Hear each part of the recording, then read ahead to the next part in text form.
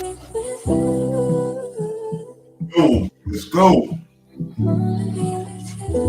What up, y'all? You know who it is, your boy Jada Kiss, you know what I mean? Right now with Chris John. Shout out to Camden, New Jersey, all my niggas out there. Let's get right into it. Yeah! BTBTV. Chris John, man. Yo, born, let's get him, man. Yeah, right now off plan. Used to get busy with them guns in my hand. 4 or 5 or a black 9 with a grand in my pocket and beef cool as a fan.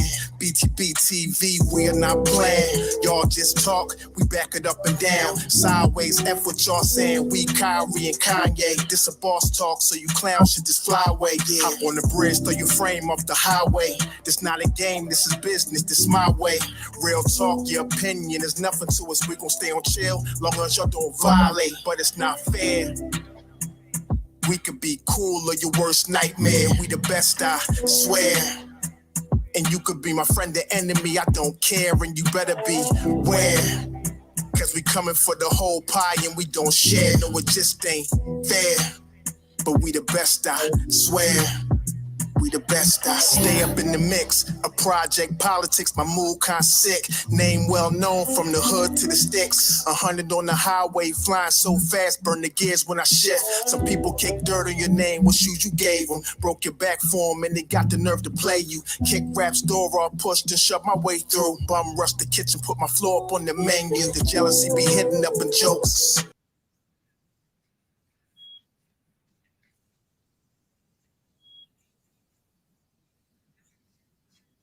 Down with Chris John. Shout out to Camden, New Jersey, all my niggas. Y'all rewind that, y'all. What up, y'all? You know who it is, your boy Jada Kiss, you know what I mean? Right now with Chris John. Shout out to Camden, New Jersey, all my niggas out there. Let's get right into it. Yeah! BTBTV. Chris John, man. Yo, born, let's get him, man. Yeah, right now. Never off plan. Used to get busy with them guns in my hand. 4 or 5 or a black 9 with a grand in my pocket and beef cool as a fan.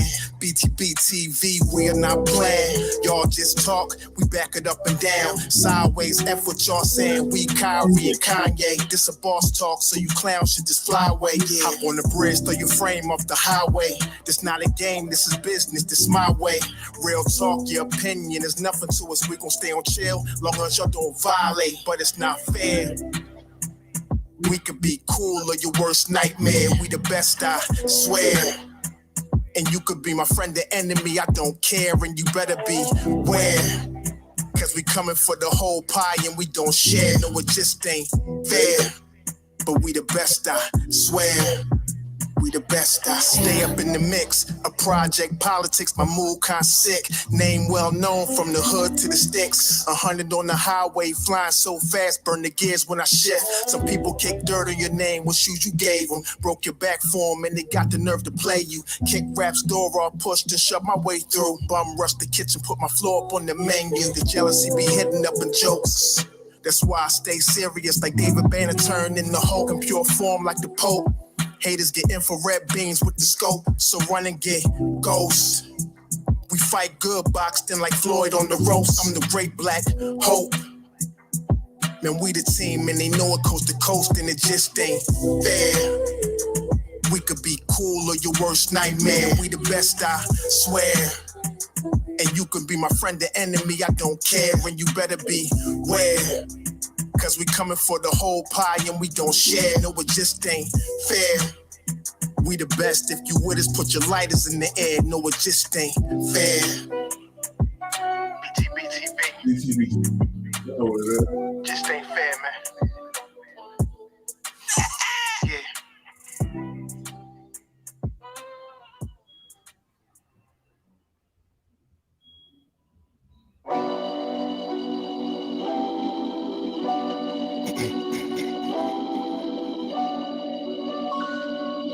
Yo, Born. Show them how we do this, man. BTBTV. We bully the bullies. No run, no retreat. Yeah. BTBTV. One more time for y'all in the back. Y'all slow ninjas.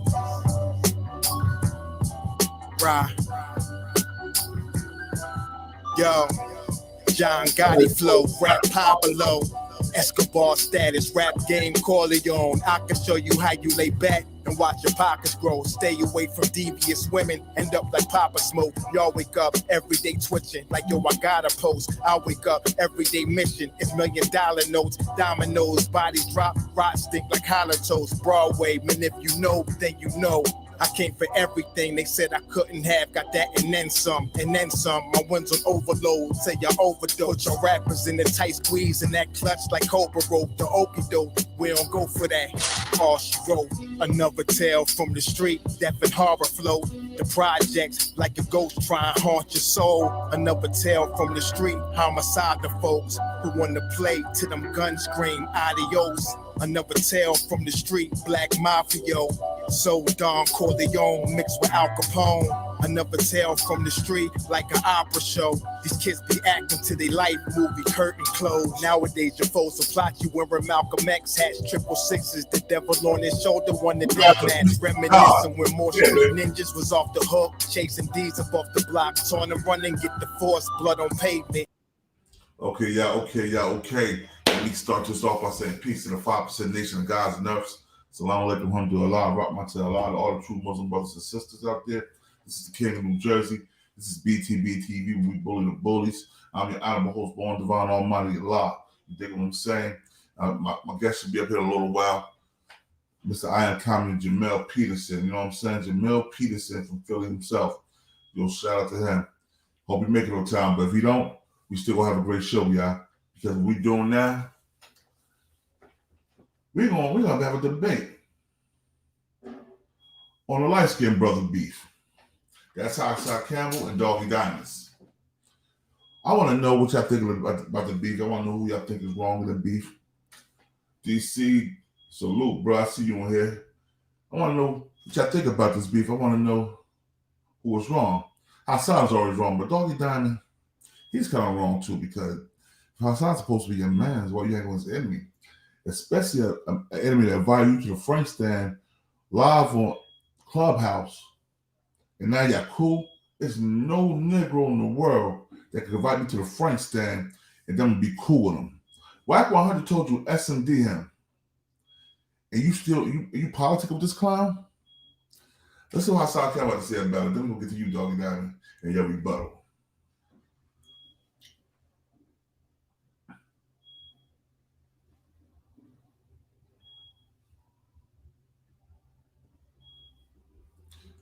Not this one. Wrong one. Parts of yeah. Let me get the right one.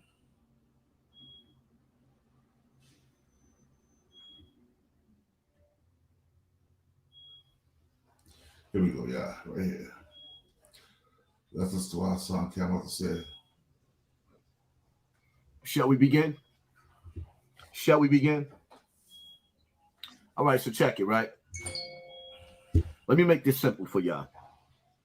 My friends don't kick it with my enemies. I don't know what part y'all don't understand. I've been to Doggie Diamond's house. Thought we done built the rapport with each other. Whack 100 is somebody that befriended me over the internet. Never trusted him. Reached out to me, promised me the world. We was going to do business together. I was supposed to fly out to California to do all types of things with this dude. Make a long story short, we went to academics. The whole time they was lining me up. Definitely fair use. Never expected me to pop up there with like 10 dudes with me, 15 dudes with me. They didn't expect me to move like that. That's the way I move. So when I got to academics, it was no beef. The next day, Whack 100 gets on the air. It tells people throughout his clubhouse, little venting, the whole time he was lining me up. and it was supposed to go down. So the whole time I met up with him, Tekashi 6ix9ine, Academics, he told everybody he was lining me up. So now, with that being said, right, Doggie's supposed to be my friend. What about your friends? Are they going to stand their ground? Are they going to be around? Your friends, right? Because they smile in your face all the while. They want to take your place. I don't befriend people that's enemies to my friends. The whole time when I found out behind the bar was taking shots at Doggie Diamonds, hit him up immediately. Nah, you got to chill, son. I rocks with Doggie. He fell back off of him. I don't do that, right? Just to give you an example. So, hi, my name is Alexa, and I would like to give you a few reasons why you should consider dating a young Asian lady. You can choose a potential spouse from Vietnam, the Philippines, Indonesia, Thailand. Oh, The geography what's is up, y'all? What's boundless. up? Have you noticed that Asian women have become... I sat back and watched Whack 100 super dog Doggie Diamonds out. And I'm like, all right, cool. Me and Doggie on the same page. We on the same team. Next thing you know, now you riding with a dude. You building relationships. And it ain't just Whack 100, but I'm just using Whack for example. You building a relationship that's an enemy to one of your friends. When the dude clearly don't respect nobody. When you sit back and you analyze Whack 100, he is one of the most filthiest creatures I've ever seen on this earth. The level of grimy that he has in him, I've never even seen in a Brooklyn nigga. Brooklyn niggas are grimy, period. Bronx comes second when it comes to being grimy. Brooklyn is the grimiest place on this earth, but Whack 100 is a slithering snake. From when y'all sit back and y'all analyze him sitting up there and him and Big U, with the extortion of Nipsey Hussle, with the death of Nipsey Hussle, but I'm not even going into that. Bottom line to it is, my friends don't kick it with my enemies. So you have to pick a side. Me sitting back and listening to audio of them doing shows on Doggie Diamond's platform and the Kareem dude always taking shots at me and not saying nothing. See, when you watch the movie The Matrix, right?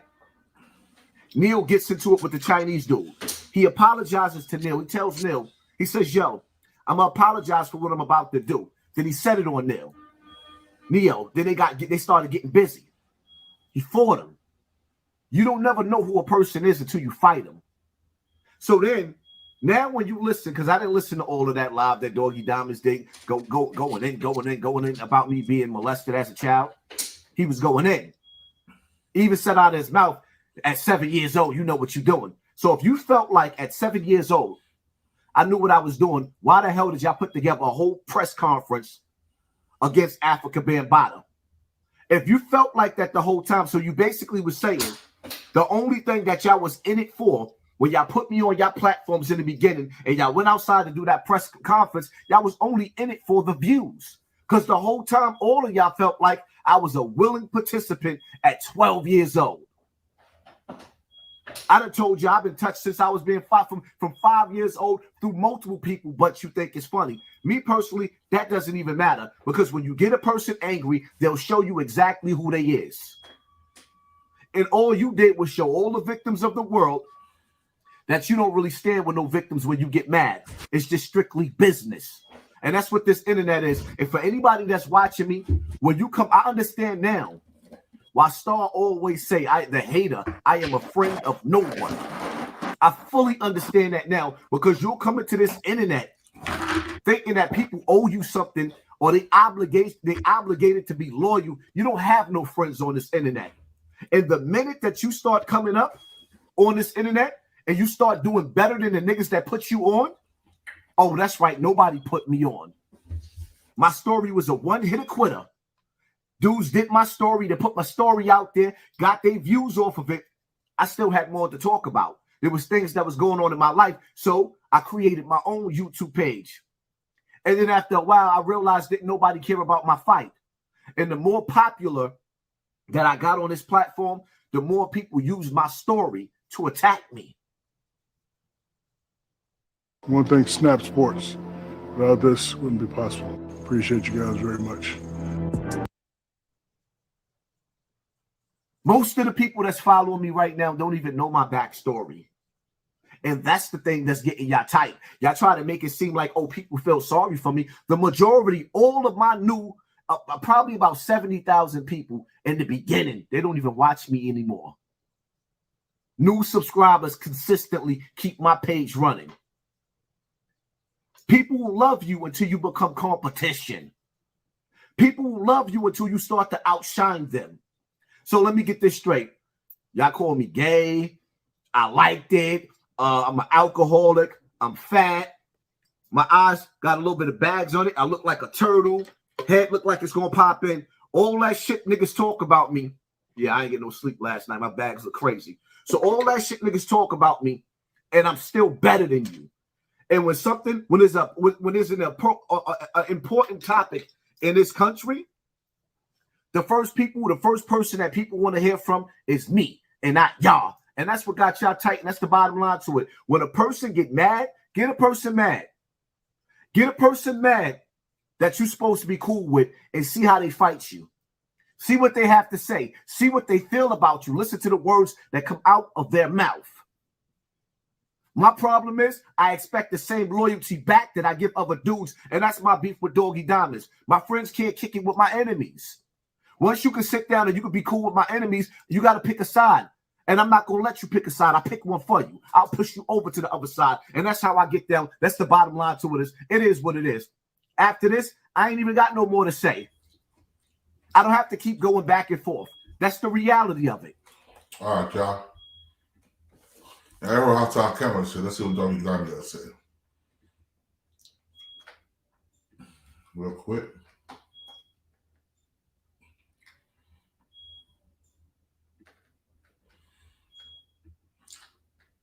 Let's check this out. Know how it is when you buy a new Mac. It's super fast at first, and then pretty soon after it starts to slow down. That's probably because yo, my friend Hassan Campbell need help. Recordings just got better.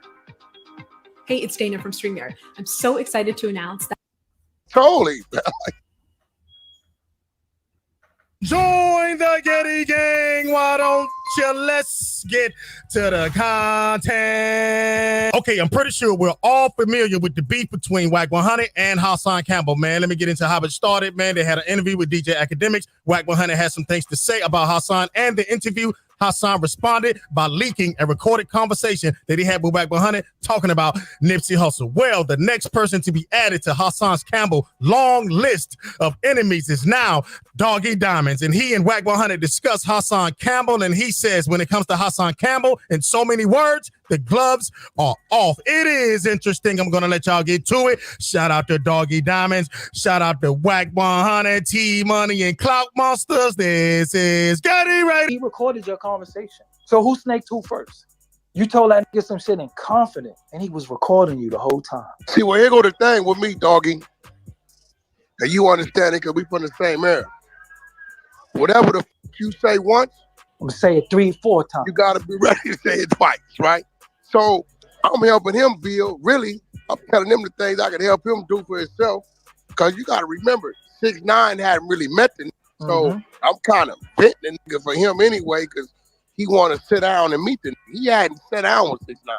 His first time sitting down with him was my second sit down with him over there at Academics. And that didn't have to happen. Shut up, bro, shut up. He was adamant about sitting down with him, right? Wax Dog, so I think he thought that I just wasn't who I was. And facts, I don't know what he thought. I know he had ill intentions out the gate. I can tell you that. So it's crazy when he called him up because Snake, you had ill intentions out the gate. It just didn't work because you with an old head that's going to stand on the shit. But see, what weirded me out was if you sitting here talking to him, you're like, yo, come on, man, come out in Super Bowl. Yo, I'll show you around. Yo, we could get that clothing line off the ground. You giving the nigga jewels, and he said, I would want to come out there, but I got to worry about Big U. Yeah, you say, come on, man, you ain't got to worry about that shit. Yeah, but I totally facts. Yeah. Right. And then he uses that against you. So that shit was just weird to me. That's when I knew I could. I'm like, hold on. You recording niggas' conversation? Yeah. I think he'll do, bro. He's he ain't gonna do anything for the clout. He running out of shit to talk about, people to talk to. So he just grabbing any. For him to go at you, the nigga that helped him, the nigga, like, if I ain't mistaken, when he had this little situation with the Bambaataa, you the nigga that kind of jumped out the window, like exposing that shit. And like a lot of niggas gotta know, hey bro, that Zulu Nation shit over there, strong, that wasn't bro. nothing to be playing with, bro. Yo, I put my platform I put my platform on the line, ready to bust my gun. Why? Because I don't want to hear that nobody touched no fucking kids. I don't give a fuck who you are. We going to war. First of all, Doggie Diamond, you're a fucking liar. You ain't put no, you wasn't gonna shoot out the streets with nobody, man. That's that, get off that light-skinned girl energy, man. Pull your skirt down, B, put some jeans on. Come on, man. Doggie, I don't rock with Hassan Campbell, and I don't listen to some of your shit, but yo, you're wrong as well as Hassan Campbell's wrong, you know what I'm saying? And if he's supposed to be your boy, you're supposed to ride with him. You knew about all that shit that was going on with Hassan Campbell years ago. And now you want to come out and say, oh, he liked it, but before you was defending him. I don't know, bro. Sound like a hypocrite to me. Sound like you had some ill intentions in the back anyway. Just get money with this nigga. Act like this nigga my boy. Let's go. War. You foul, nigga. Nobody went and touched it. The only person who touched it was myself, Star, and Sinetta. Nobody else touched it. Captain Tazariak was there. Captain Tazariak was doing lectures, bringing this nigga out, talking against child molestation. He turned on Captain. This is a fast. He turned on Captain. That's crazy. Oh, he did turn on Captain. He turned on Captain. So a nigga talk about loyalty. Who you loyal to?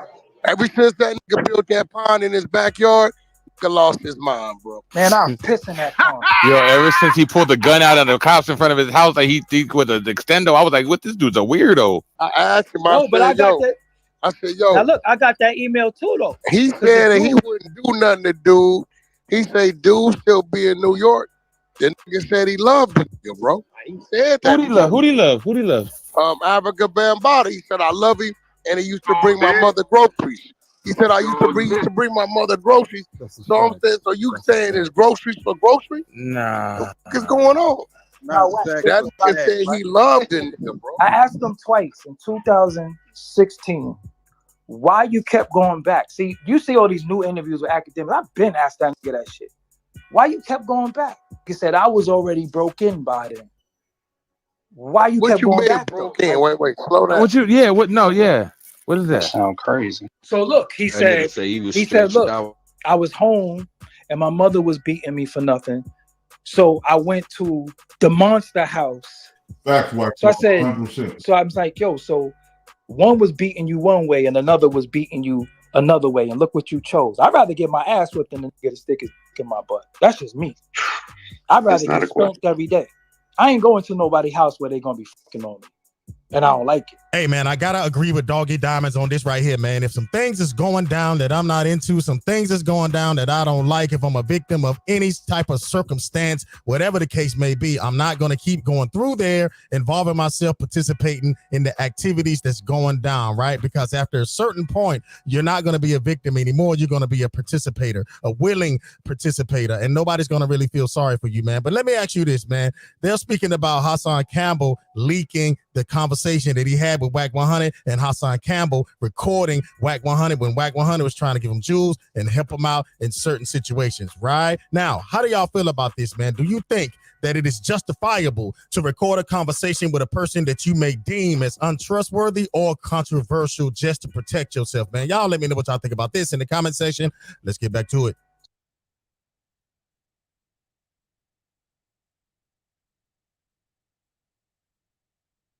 Wack 100 cannot be mad about that recording because all the shit Wack 100 did, he did 10 times worse. He put phone calls, recorded phone calls, all that shit. He's the first private HI private eye on YouTube. Shout out to Wack 100 for being the first HI private eye nigga on YouTube. Creative face. So I'm gonna stay home and take the beat. That nigga said it smelled like Vaseline over there. This is what I'm saying. That's crazy. Wait, but B-Finger told me that. He said, B-Finger said, bro, the nigga got mad at me saying, put it back. Bambaataa would never like me more than he liked him. So I don't know. I can't read. One day, dude's a serial killer. Next day, he's a victim. Next day, he telling Bamba to come give me some. I want to feel your beard again. I don't know what the dude be on, bro. Whack. I tried to get him a psychologist. That's it. I tried to get that nigga. Wait, Doggie, you tried to really get him a psychologist? Treated. I swear to my dead mother, my brother, my sister, I tried to get him a psychologist. I tried to. I don't want to put her name out there because I don't want her in it. Yeah, but I called. yeah. I said, yo, my friend Hassan Campbell need help, man. He said he been molested. He's really fucked up. She said, give him my number. I said, listen, bro, I got somebody that, according to HIPAA, I ain't gonna know none of your business. Just tell her everything. She gonna walk you through. You know what he said? I don't need no fucking help. So how am I not your friend? You understand what I'm saying? And I'm like, nigga, you crazy. And you saying a nigga fucked on you. I would fucking be crazy if a nigga fucked on me. And I ain't like it. I tried to get the nigga. Don't make me bring the psychologist on here. That nigga should have been got that shit treated. But his treatment is alcohol and oppressing other people. That's his. And then he wants to mention people's names because he wants to be famous because he still can't answer. Why the fuck was you on the back of Tribe Called Quest album cover? Why were you on there? Y'all didn't know that? How would you like to learn how to buy a multi-million-dollar apartment building with only... Why is your picture on the back of Tribe Called Quest album cover? Because Tribe Called Quest was Zulu Nation too. But why are you there? Who did you go there with? Who sat you down for a fucking photo shoot? What do you do? Because I know everybody on there was rappers and producers and different shit. What are you on there for? Is what I'm saying. Did he answer you? No, that was the video I did last night. He can't answer. He did a video talking about. Listen, bro, the shit I hit him with last night. He can't answer nothing. That nigga's an animated character, though. I tell you that. Boy, that nigga got the coldest. Pull the gun out with the index finger, thumb, and the middle finger. How we do the jammy move. He do the cock back. This nigga got the coldest handgun justice in America. If you look at the video I did for that nigga, all motherfuckers is describing is like, yo, you absolutely ethered that nigga. So that's the move he had to play today. He went back to the victim. He went back to that scared ass little boy. I was only 7 years old. Cause nah, I want the big bad wolf. I want that shit talking. I want that nigga foaming at the mouth. I want that nigga take the what? I want that nigga. Don't come back with that. I was only 7 and you making fun of victim. Nah, I don't want that nigga. Cause you said I was sucking whack. That's what you said. And again, where we from, we don't play that. I'm not gonna play that with a nigga who sexuality is in question. Nah, we not gonna do that. We not gonna do that. But like I told him, I told him, I said, nigga, you don't got supporters, you got spectators, man. Listen, when the car crashes, right, what happens? It causes traffic, a buildup. It's the same thing in the fucking computer world. That nigga crash out every day. So of course he's gonna get traffic for crashing out. The same shit as a highway. Same wording. Same scenario, same situation. You know what I'm saying? It's the same shit. Yeah, just everybody waiting for that accident to happen. Yeah, because at any given time, we might smoke it. Just go off. Yo, yeah, you might just do it. That's why I said I call that man as a friend. He could be in the house crying. He don't want to live and all this shit. I talked that nigga off the fucking ledge a lot of times, man. One time he was going outside to do some dumb shit. I'm like, yo, fam, go home. It ain't worth it. So when you say, yo, Doggie Diamond's over there sucking somebody, huh? Who, me? Oh, I'm glad you said that. That's the last straw. All right, we're going to leave it right there, man. Y'all let me know what y'all think about this audio, man. Doggie Diamond. What up, YouTube? This is Get It Ready.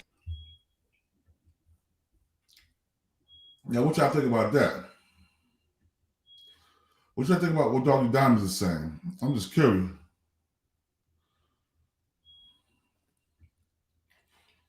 And yo, and for Doggie Diamond to rock him so long, I got to question his sexuality too. You was rocking with this nigga for years. You heard all the story with this shit. You still rock with this nigga? So Doggie, you ain't right either, nigga. Yo, y'all got that light skinned Prince girl energy, don't y'all, boy? It's crazy, but yo, anybody want to add on to this topic? Feel free, man. Let's go. I want you to hear something else.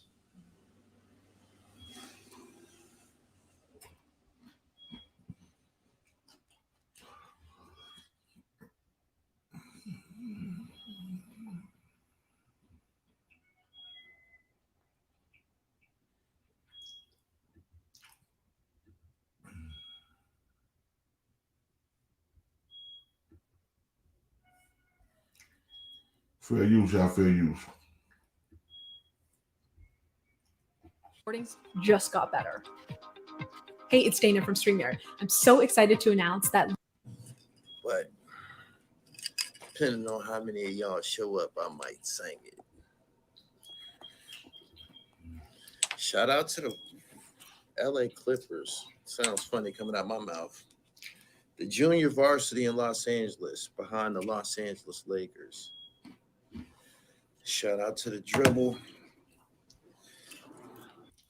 Acrimony online. Tell me who's fueling the fire, because I believe I missed something. King Pootie, what up? It's nasty out here in the dirty section. I ain't in the dirty section, so I don't know. Colleen, what's up, beloved? Salute, Jonathan Kim, my bro. This is the God. Assalamu alaikum to everybody in the chat. Peace and blessings to everybody in the chat. Shanna Queen B. Why did damn they zapped the fuck out of you? All she said she wanted to do was meet me. Colleen must have did that. My moderators are territorial. They don't fuck around. Harlem Shakur, Tay. Facts. Damn, y'all zapped her. Let her shoot her pitch. What? Excuse me. What kind of car do you drive? A 2014 Corolla. Why? Happened. Doggie Diamonds. I was in a beef with Doggie Diamonds before. Well, not really a beef, a disagreement. And Doggie Diamonds ain't that. He's not really confrontational and shit. So if he go off like that, if there might have been a provocateur. My man Larry said, "Funk season." Y'all like the video as y'all come in. It's 400 people here. Look like I can't see it. That Chris Webber is obstructing things. He said, "Been waiting for this expert." Man, I know both of those gentlemen under professional circumstances, and they're pretty easy to get along with. I don't know what's got everybody upset right now. Oh, I got it. Doggie said Hassan said that he was sucking dick. Tracy, Dick Van Dyke, Dick Cavett. Yeah. Hassan said that, Doggie said that Hassan was inviting him to the Franklin. Y'all see how you got to clear that shit up. They'll zap the fuck out you about that shit. They don't play that. But Doggie Diamonds didn't give a fuck. Doggie Diamonds open fire, man. What upset Doggie like that?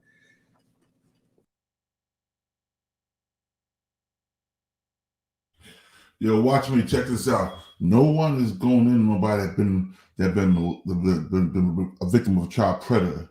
We're going to get the grown man. We're going to get a grown man that will still let that child predator beat up his booty hole when he was a grown man. Come on, let's think about it. How can you be around a man that molested you from when you was 12, you said that, till you was 18? That makes no sense to me, especially if you was a killer on the streets. You was a killer, but you see you walk around on TV, you robbed that person. You always had the hammer. You see, you was 12 years old, you start sticking up with robbing niggas, right? So you didn't think about using that hammer on a nigga that was sticking up, taking your booty from you? Come on, man. Gotta be real about it. Hold up. I think my boy Wax will tell you better.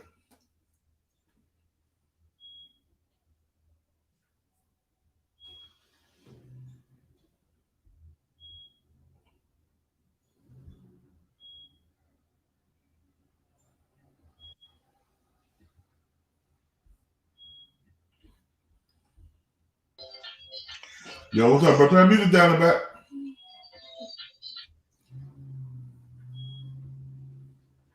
Salute, my boy. I don't want no problems with the Wax. Trust me. I don't want no. Salute, boy. Salute. There's a guy by the name of Wax Dog. Salute you, young man. See for yourself. Let me break this down for you real quick. Like, there's no explaining. None of y'all kids say nothing to me about this right here. I can give you examples. There was a time where it was me, my brother that got life in jail, and another one of my brothers. We was all in the apartment in Bronx River. That's a good question, Mark Jefferson. With a bottle of Vaseline pouring on, trying to jerk all of us off together. Deep breath. Hold up. So you mean to tell me? See, here's the thing. We living in a time now where you see dudes raping dudes part of gang initiations. Listen, please help me to understand this. It's not even so much of you wanting it. If you was in Bronx River, that's how that go. So even if you wasn't even like this is the birthplace.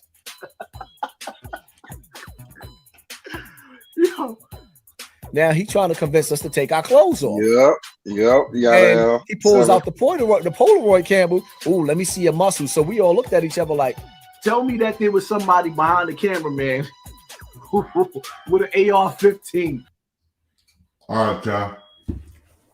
That was Wax Dog version of it. Well, Wax Dog is funny as hell. I had to put that up there for a second. So what I want to know is, why was you letting a grown-ass man ram you your bam bam? Not do nothing. Not doing nothing. Not bring him to court. Yeah. But y'all want you to hear this. Evidence. You would have won that case. I want you to hear this. This is what Doggie Doggie had to say about Hassan Campbell. Hassan Campbell got mad at him. Look, those that I do business with, right? Those that are around me, those that I've surrounded myself around, I'm tied into. I got you. They know what's going on, I know what bro. you're saying. I know what you're saying. I got a studio down here that cost me this real shit. This building cost me $150,000 a month. I have never invoiced or charged one of them. Okay, I got you. Can I ask one question, Wack, before I get off of here forever? He might be in the matrix. Hold on 1 second, because you know he's still talking. He just can't hear it. We can't hear it. No builder costs $150,000 a month. That's bullshit. Go ahead, Caleb. Wack, I think a lot of people on here, man, want to root for you and want to support you. It's just that you just go left so much. You know, we wouldn't be on here. I don't think a lot of us would be on here if we didn't see some, you know, something in you, bro. Just think about that, man. I think a lot of us on here want to support you, bro. But I think right now it just seems like it's conflict of interest. And just think about that, man. And much love to you, man. Nobody, and all your money. Look, Hold on, Wack.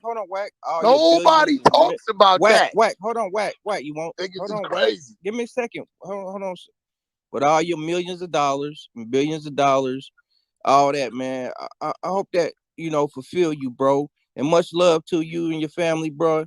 And I'm off of here forever, man. I don't do this, bro. You know what I mean? And salute to everybody. It was an honor and a pleasure to meet all y'all, and much love. Roller. Hey, Root. Peace. Hey, Caleb, I don't think you heard everything you said, homie. Hey, Roller Coast. He from East Coast? Wait, is he from East Coast? No, I don't. Is that dude right? Are you from East Coast, bro? He gone. Yeah, he left. Nah. Was he from East Coast? No, he say he from out west. This is Wax 100 going on I didn't Doggie say Diamond. Roller Coast. I'm saying he from East. No, when I say East Coast, I mean East Coast Chris. Yeah, I see. That is out west. He from East Go ahead, Coast? CeeLo. Yeah. I just wanted to say, homie, I mean, yeah, because them 6 dudes East Coast, they didn't say nothing when Wack pulled up with a Range Rover full of turkeys. Yeah, he gone anyway, Wack. Go ahead, CeeLo. Nah, what I was saying is, I mean, I really don't give a fuck what no nigga do personally with their business or with their life. But always remember, homie, humbleness will take you a long way. And ain't nobody on here, G or not, bigger than the program. Because any day, me and Bright was talking one day, and we both been to the penitentiary for a long amount of time. And any day, homie, I can fuck my date off and go right back and hit a 4-yard or hit the USP and the feds. And I know I'm good. And I'm gonna walk the main line anywhere I go. with no Are you hesitation. insinuating I'm not good, my No, nigga? I what I'm saying, homie. I talk direct. I don't do the lip wrestling. Oh, I don't okay, well, disrespect no shit. niggas. I don't do none of that shit. Yeah, I'm So what good, my I'm saying, nigga. no. I'm not saying you ain't good. But what I'm saying is sometimes the reputation that we can build put us in position to get unwanted attention that we don't need. As Bro, a black, hey, you shitting on me? homie, It's that's all I'm totally saying. different.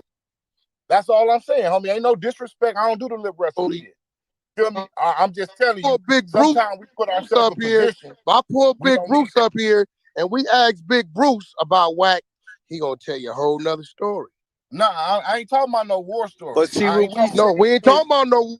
We talking about your actions, right? Like a nigga want to root for you, but if we always seeing this negative connotation behind you, if I never heard you say and we you looking do for this, donations, you do that. Come on. If we hear you doing this, you do that for the kids. You doing this. I'm hearing that tonight. But from actions, not even knowing you personally, what I'm seeing in the papers or the media or how you carrying yourself, it make it seem like you a fucking lame, bro. Yeah, Hold and let me say this. Let me finish. Let me say this. Let me say this, Wack. Let me say this, Wack. When you knocked the white boy out in Florida, Could I speak? Yup, and guess what? You can't stop it though, bro. I'm gonna do what I do. Could I speak? Step go in the ahead. street, you'll see. Whoever's saying, I'm gonna do what I want to do. One Doggy, mic. Go ahead. Let Doggy speak. Come in the streets and see who can stop. Go ahead, Doggy. I'm in the streets, my nigga. What are you talking? Nigga, do you think I stay in the house all day? I'm in the entertainment business, nigga. Go ahead, Doggy Diamond. Listen. Chill out, Wack. My thing was this. My thing is this. I listen to everybody talk, and one thing I don't never do is kiss nobody ass or act like it's all good. Now I had dialogue with you, Wack, about the Bobby Shmurda thing, and I took offense to it because you was defending Adam 22. Yo. You was dead ass wrong in your Listen, defense no because your cursing. facts No wasn't cursing straight today, man. because you didn't see Okay, it. I'm not gonna curse. So Alright, when you alright, said something about yes. Bobby, you call me a bitch ass nigga, and I ain't like that because I said that don't mean he gay.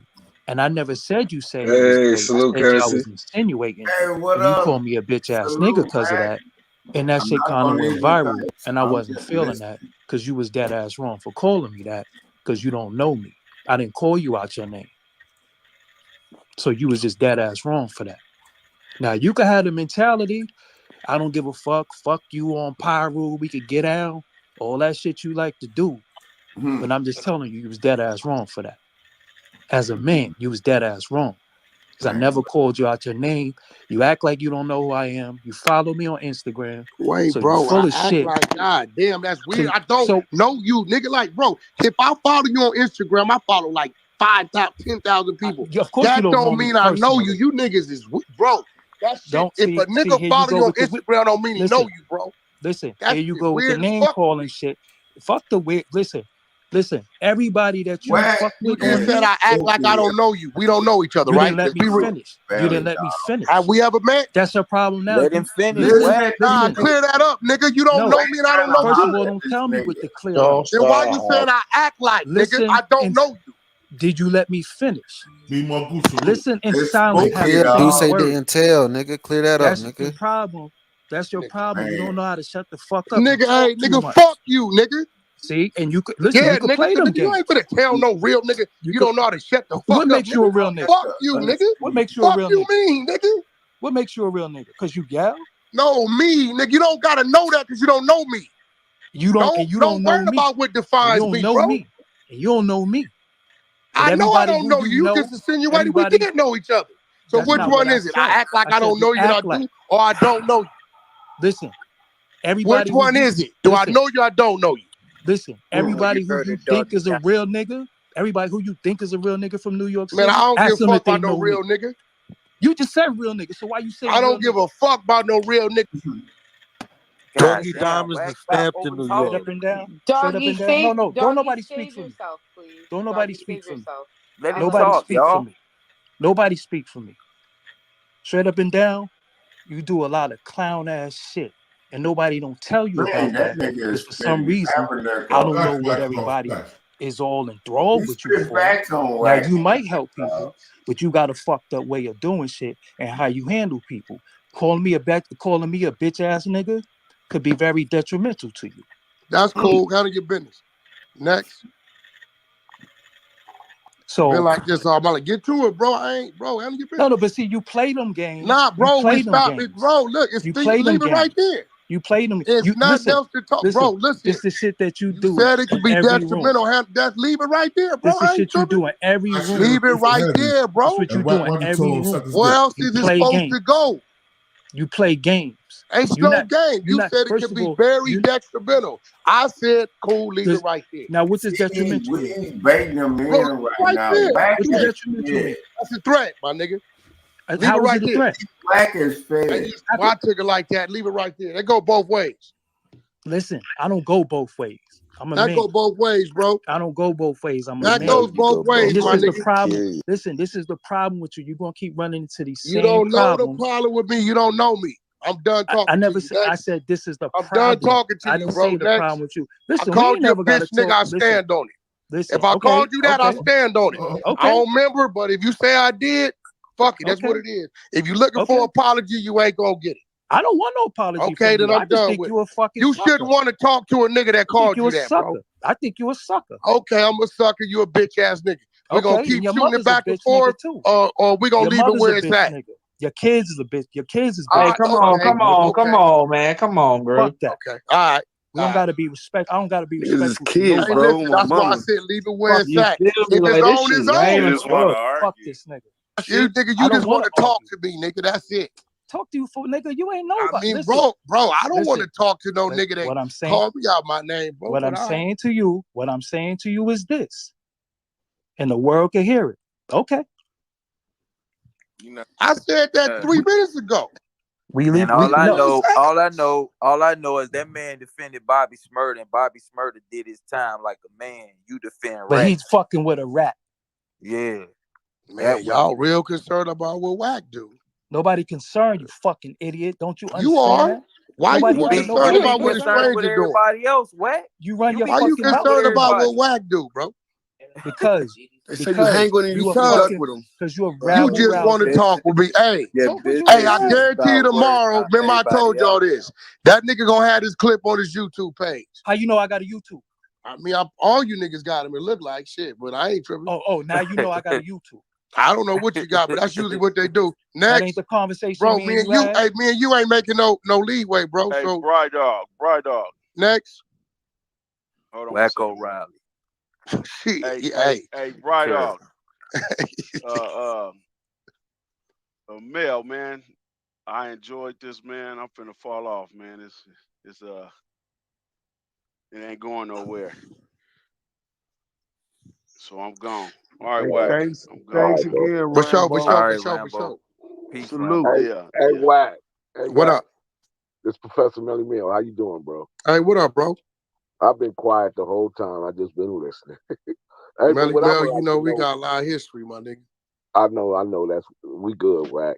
What I like to know is, do you have any programs or anything towards the kids that's coming up? I mean, nah, that's not what I do. I got my people that do the programs, and I just pump the money to their nonprofits over there.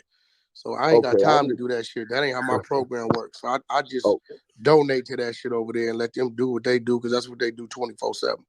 Right. I just was wondering. Whether it be Pop Warner, football teams, whether it be these basketball teams, you got the Girl Scout shit going over there. You got this thing they got going on with the youth. I do go into the juvenile halls and shit, or these groups. Something real. I'm just being real, bro. Wack? I ain't gotta tell no nigga what I do over here and what I do over there, bro. This clubhouse, bro, this ain't for that. Want to do? Handle your business. I ain't standing in front of nobody. Wow. So you bring out other people's paperwork? You want somebody to get killed? Listen, right? Do you bring out other people's paperwork to justify your actions of fucking with 6ix9ine? What sense does that make, bro? It makes a lot of sense, and let me tell you how. Because you who is that talking right now? This is Doggie Diamonds, nigga. No, I'm not talking to you, bro. We done, nigga. Listen, whatever. Nigga, you just disrespecting my. I'm not talking to you. Nigga, you disrespecting me. But bro, why you still want to talk to you showing your true colors? Why you Listen. want to talk to a nigga like me and Because we I'm right there, showing bro? how fucking the idiot. That's How much of an feminine, my idiot. nigga. Man, what's going on? Show how much of an idiot you are. That's feminine. Me and you ain't got no Feminine. conversation, bro. Feminine. Okay. I'm showing how much and how much you Bro, ain't fucking you just intelligent. went there. Everybody heard you just go there. You went we there ain't too, hollering. nigga. Okay, you went there, I went there. Leave that where it's at. We ain't got But no anyway, conversation, my so nigga. reason why, listen, the reason why I'm- he's showing other people paperwork, because he wants to justify his actions with 6ix9ine. So when you say that to him, so he can say, well, what about you? You fuck with Freaky Zeke. What about I you? ain't You never fucking, that's why he justified do that. 6ix9ine. So what are you doing? You put don't matter. It's my business. Why you worried about it? It ain't your, listen, do you not bring everybody else Why are you paperwork out? worried about it, dog? You just said fuck me. I said fuck you. Me and you ain't got no holler, bro. Why you Listen. worried about what I'm doing? Because I'm showing There's everybody no because, in the room that you a fucking rabble rouser, and this is what you do when you justify your bullshit with bullshit. How am I justified? Hey, bro, didn't nobody find out I was working with 6ix9ine? I announced to the world I'm working with 6ix9ine. That's even You don't think Nigga, we I'm was gonna standing find on out? what I'm doing, nigga. You don't think we was gonna find out what you was doing? But see, there you go. Nobody had to find You out. tell everybody your fucking I business. told the world what I was Exactly. doing. And it don't matter. It don't. do It's what matter. I'm doing, bro. I don't So how know could- you, nigga. So how could you talk Anything I about- do you has make it no public effect when on you you, anti-IP? bro. How could you talk about who's a snitch if you fuck with one of the biggest snitches in He's hip a hop history? snitch too. What do you mean? What the fuck you mean? So why you He bringing other said he people a snitch. paperwork? He don't give a So, fuck. again, so why Because do you I bring, want to. what's the point? Because I want to. This nigga right Yeah, here is worse than that's the whole you. point. But Doggie, see, you the whole got You point, worse than a Wack, female. Yo, now back Mizzle. You there? Mac Mizzle.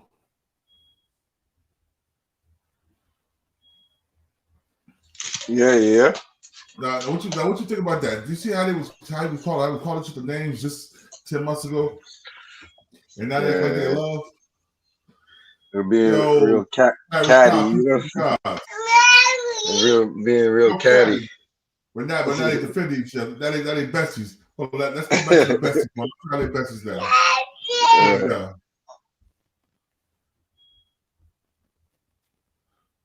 Hold up. All right. Now they besties. Check this out, y'all. For y'all that wasn't here. Here we go. This is my boy right here. Gaddy Radio. You have great content. Doggie. And you understand? Here you go.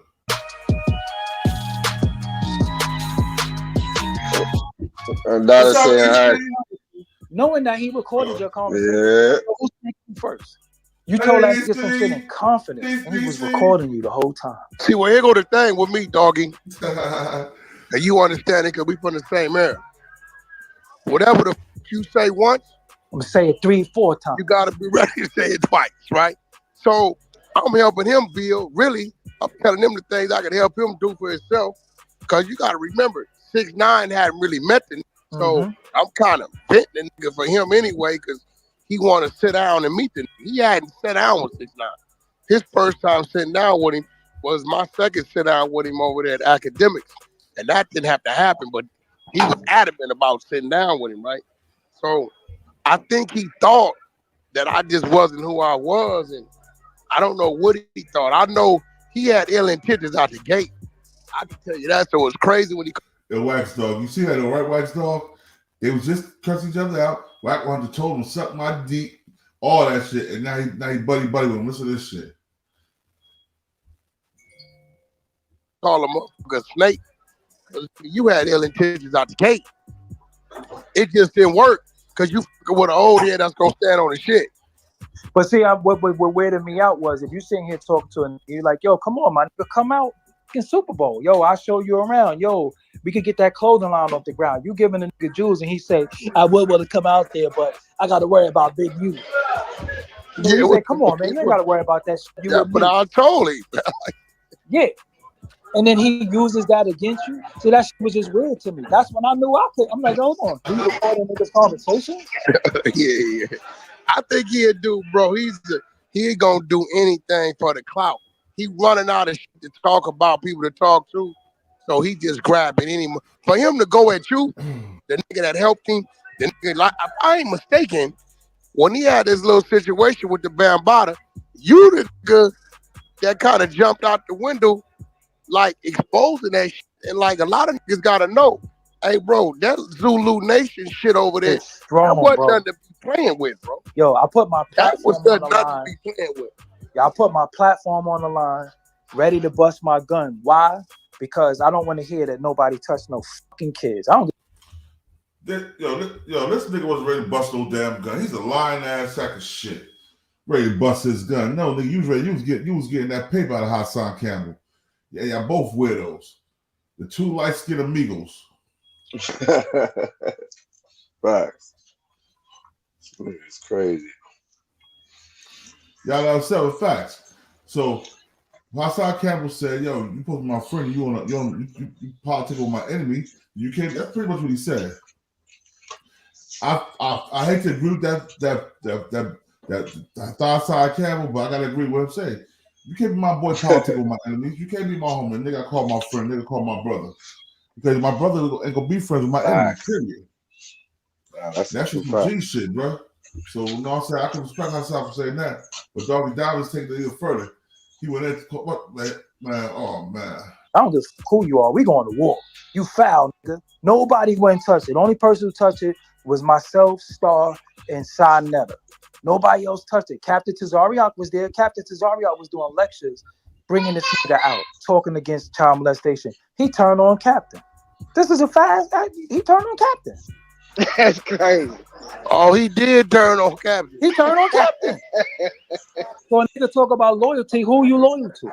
Ever since that nigga built that pond in his backyard, nigga lost his mind, bro. Man, I'm pissing that pond. Yo, ever since he pulled the gun out of the cops in front of his house, like he with an extendo, I was like, "What? This dude's a weirdo." I asked him. I said, yo. Now look, I got that email too, though. He said that he wouldn't do nothing to dude.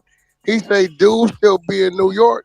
The nigga said he loved the nigga, bro. He said that. Who'd he love? Who'd he love? Who'd he love? Africa Bambaataa. He said I love him, and he used to bring my mother groceries.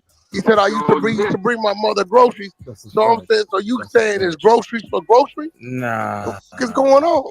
That nigga said he loved the nigga, bro. I asked him twice in 2016 why you kept going back. See, you see all these new interviews with academics. I've been asked that nigga that shit. Why you kept going back? He said I was already broke in by then. Why you kept going back? Broke in? Wait, slow down. What you? Yeah. What? No. Yeah. What is that? Sound crazy. So look, he said, look, I was home and my mother was beating me for nothing. So I went to the monster house. So I was like, yo, so one was beating you one way and another was beating you another way. And look what you chose. I'd rather get my ass whipped than get a stick in my butt. That's just me. I'd rather get spanked every day. I ain't going to nobody's house where they're going to be fucking on me.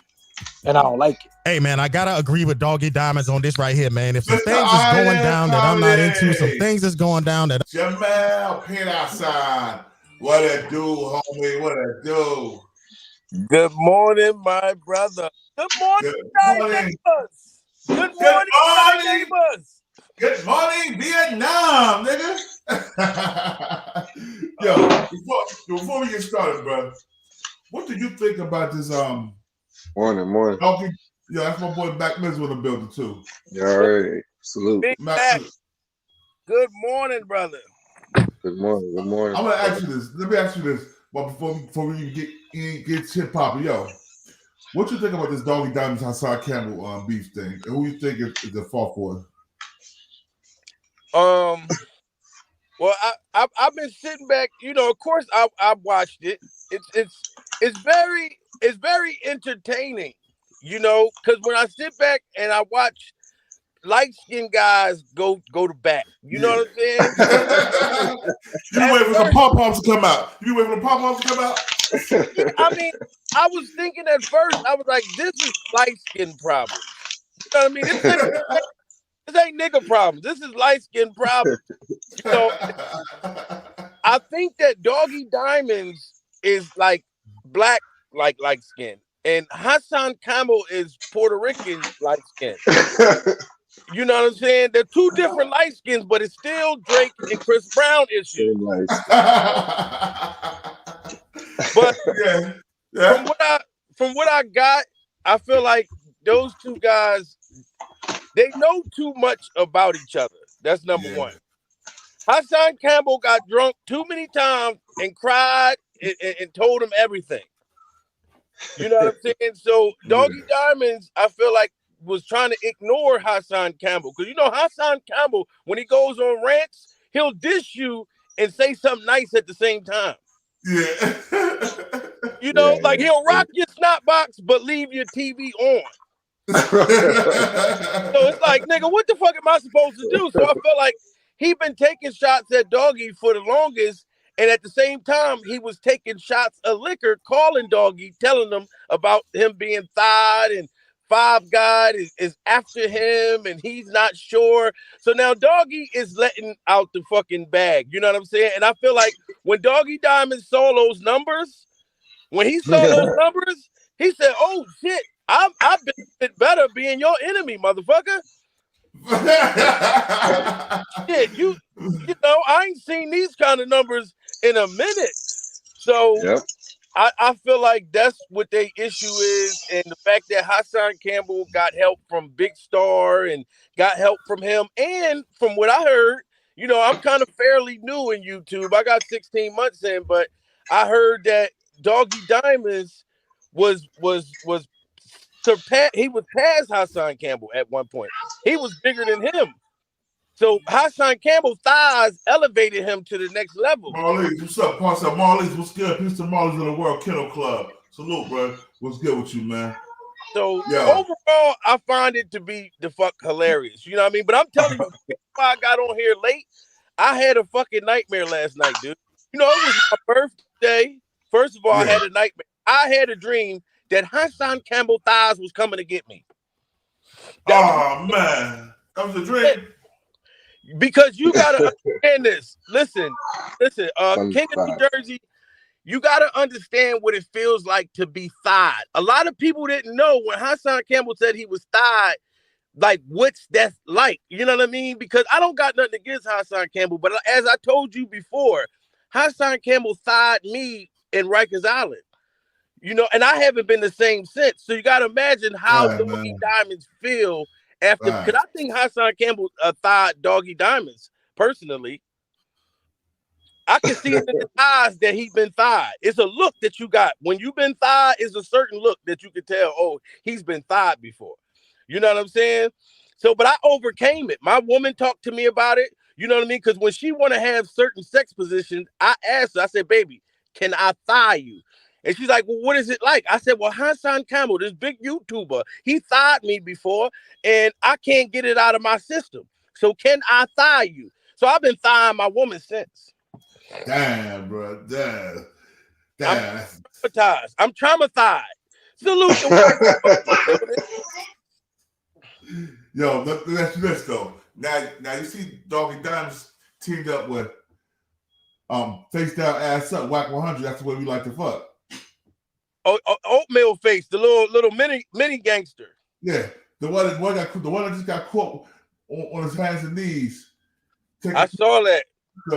In the come here motion. But you know what? To me, I feel like that was a chess move. Because Doggie Diamonds don't give a fuck now. Anybody who was enemies with Hassan Campbell, Doggie Diamonds is going to join forces with anybody who don't like Hassan Campbell right now. So he said, fuck it. Doggie Diamonds was already like, you know, laying up with Whack 100. He was already laying the damn surface and having a relationship with him. And now that hold on, one second. We got another light-skinned brother from Philly in the building. My boy SB Twins. SB Twins. Philadelphia in the building. We got two Philadelphia. What's up? We got two Philadelphia natives in the building. Brothers. We got two Philadelphia natives in the building right now. Is that brother Jamil right there? That's brother Jamil Peterson. Salute Jamil. Shout out to you. I check your vids out, man. Much love and respect to you. Oh man, thank you. Hey, listen, are you the guy that be on what's the white boy name? Mikey T joint, Report Card Radio. Oh shit! Shout out to you, brother. I actually watched you as well. Okay, that's what's up. That's what's up. That's what's up. Wax Dog in the building too. Salute. Yeah. Right now we're talking about the light skin battle royal right now. between Doggie Diamonds and Hassan Campbell. And how Wack 100 is now teaming up with Doggie Diamonds after Wack 100 last year, about 10 months ago, told Doggie Diamonds to suck his D-I-C-K. Yeah, that's crazy. Wack 100 Yeah. I remember that. Buddy. Buddy. To me, it's all a chess move. You know what I'm saying? Like the internet, see, that's why I had to back up. Once I started seeing grown men talk a certain way, because like I said, I'm from Philly and he from Philly, so he know like certain shit, like if I do comedy, but if I see a nigga start talking about some, your mom and suck my dick and things like, I'm gonna fall back from you because I know the world is small. It's not comedy at that point to me. You know what I mean? Because if I see you in person, I'm not gonna know. And I know I don't want to go back to, prison or anything like that. I don't want no trouble. I just turned 41 years old. But if I don't got no other choice, right there, that means you disrespecting. I have no other choice at that point. Suck my dick, you this, and, you know what I mean? Those are fighting words. That's not comedy to me. And all light-skinned niggas, I want to say this, are totally different. Them are two different kind of light-skinned niggas. I grew up with light-skinned niggas that go. Honestly, and I got light-skinned niggas who don't go. Yeah. Those are two different kinds. That's like Prince and another one. The thing, the bars. Prince is the bars. Prince is the bar. Bruno Mars, and that's that kind of light skin. Facts. I know. Black TV salute. That light skin shit. That shit just the saying, bro. Like, you know what I mean. Right. I know plenty of bitch ass dark skinned niggas. Yeah, I'm big. Yeah, yes, it's equal. It's equal. He ain't lying. Like, you know what I mean? Yeah, but I see a lot of dark skinned niggas. I don't know a lot of bitch ass dark skinned niggas. Them other dark skinned niggas, they don't mind about getting their face beat up. No, but niggas, the thing is, niggas, you can't control how God make you look. I know niggas, they got angry faces that get beat the fuck up. If you've been in jail before, you know. Uh-huh. Oh yeah. You know what I'm saying? I know the nice guy. Reggie Rich, salute. I know the nice guy under the beard. You know what I'm saying? Because like I know niggas that got beards, right? And you automatically would think like that's the hardest nigga in the world. But he's a nice guy for real. But don't fuck with him. You know? That type of thing. Like, I don't know. I know just depending on where you're from, like where I'm from, me being light skinned, bro, I had to fight a lot. Like I had to go extra hard. That's why he grew. Look, that's why SV Twiz grew his beard. He got Tyler push up on his baby face light skin.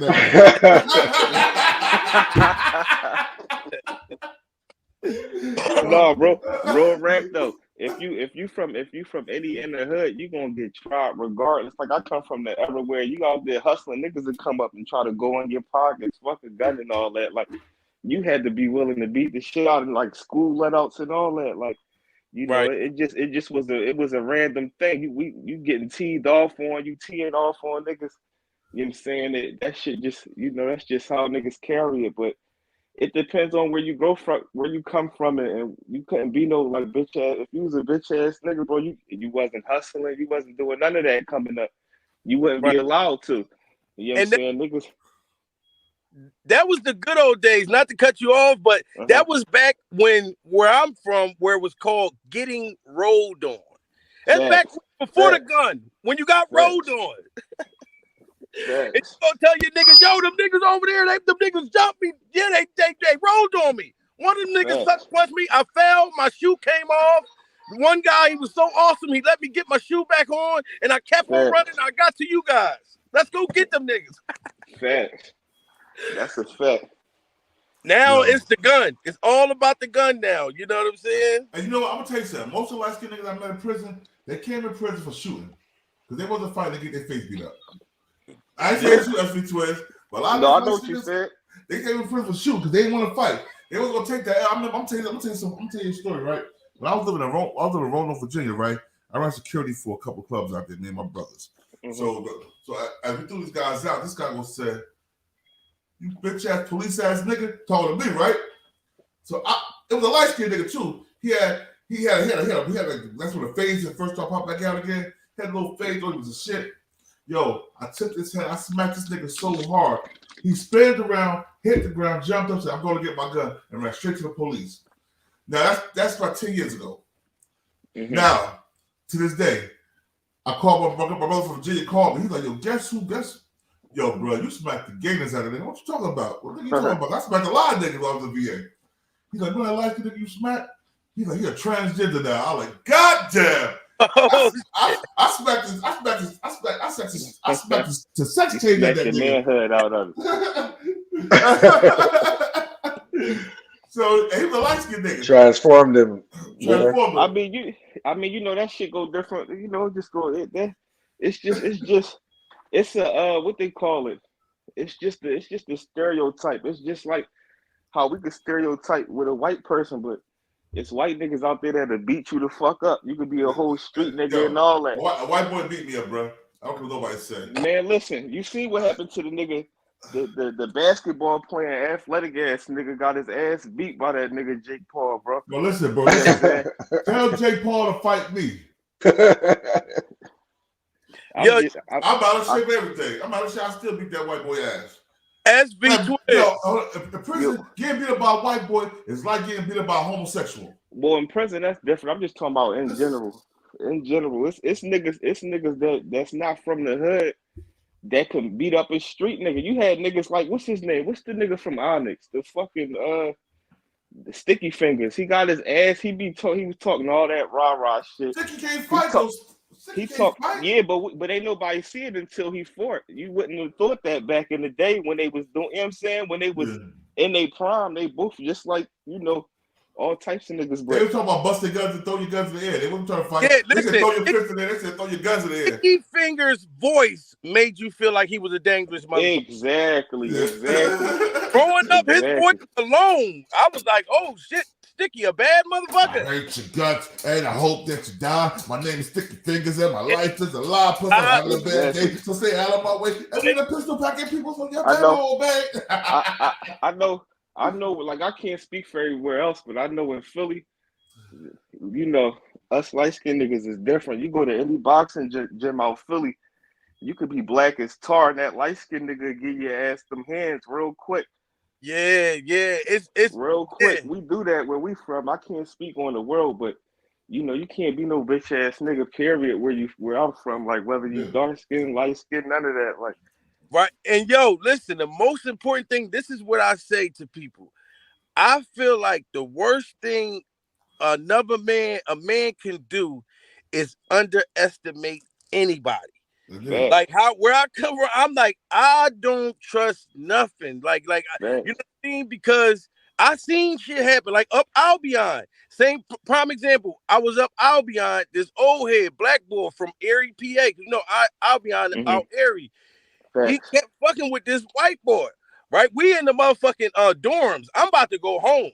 You know what I mean? So I ain't worrying about none of these niggas' problem. I'm on level 2 right now, guys. I'm walking around with my slides and everything. So he kept fucking with this old head. This old head kept fucking with this white boy, just picking on him. Man, next thing you know how carpet, when you roll carpet, I've seen this old head rolling over to the goddamn bubble and like he was carpet. White boy did him dirty, man. Did him bad. Had the whole block locked the fuck down.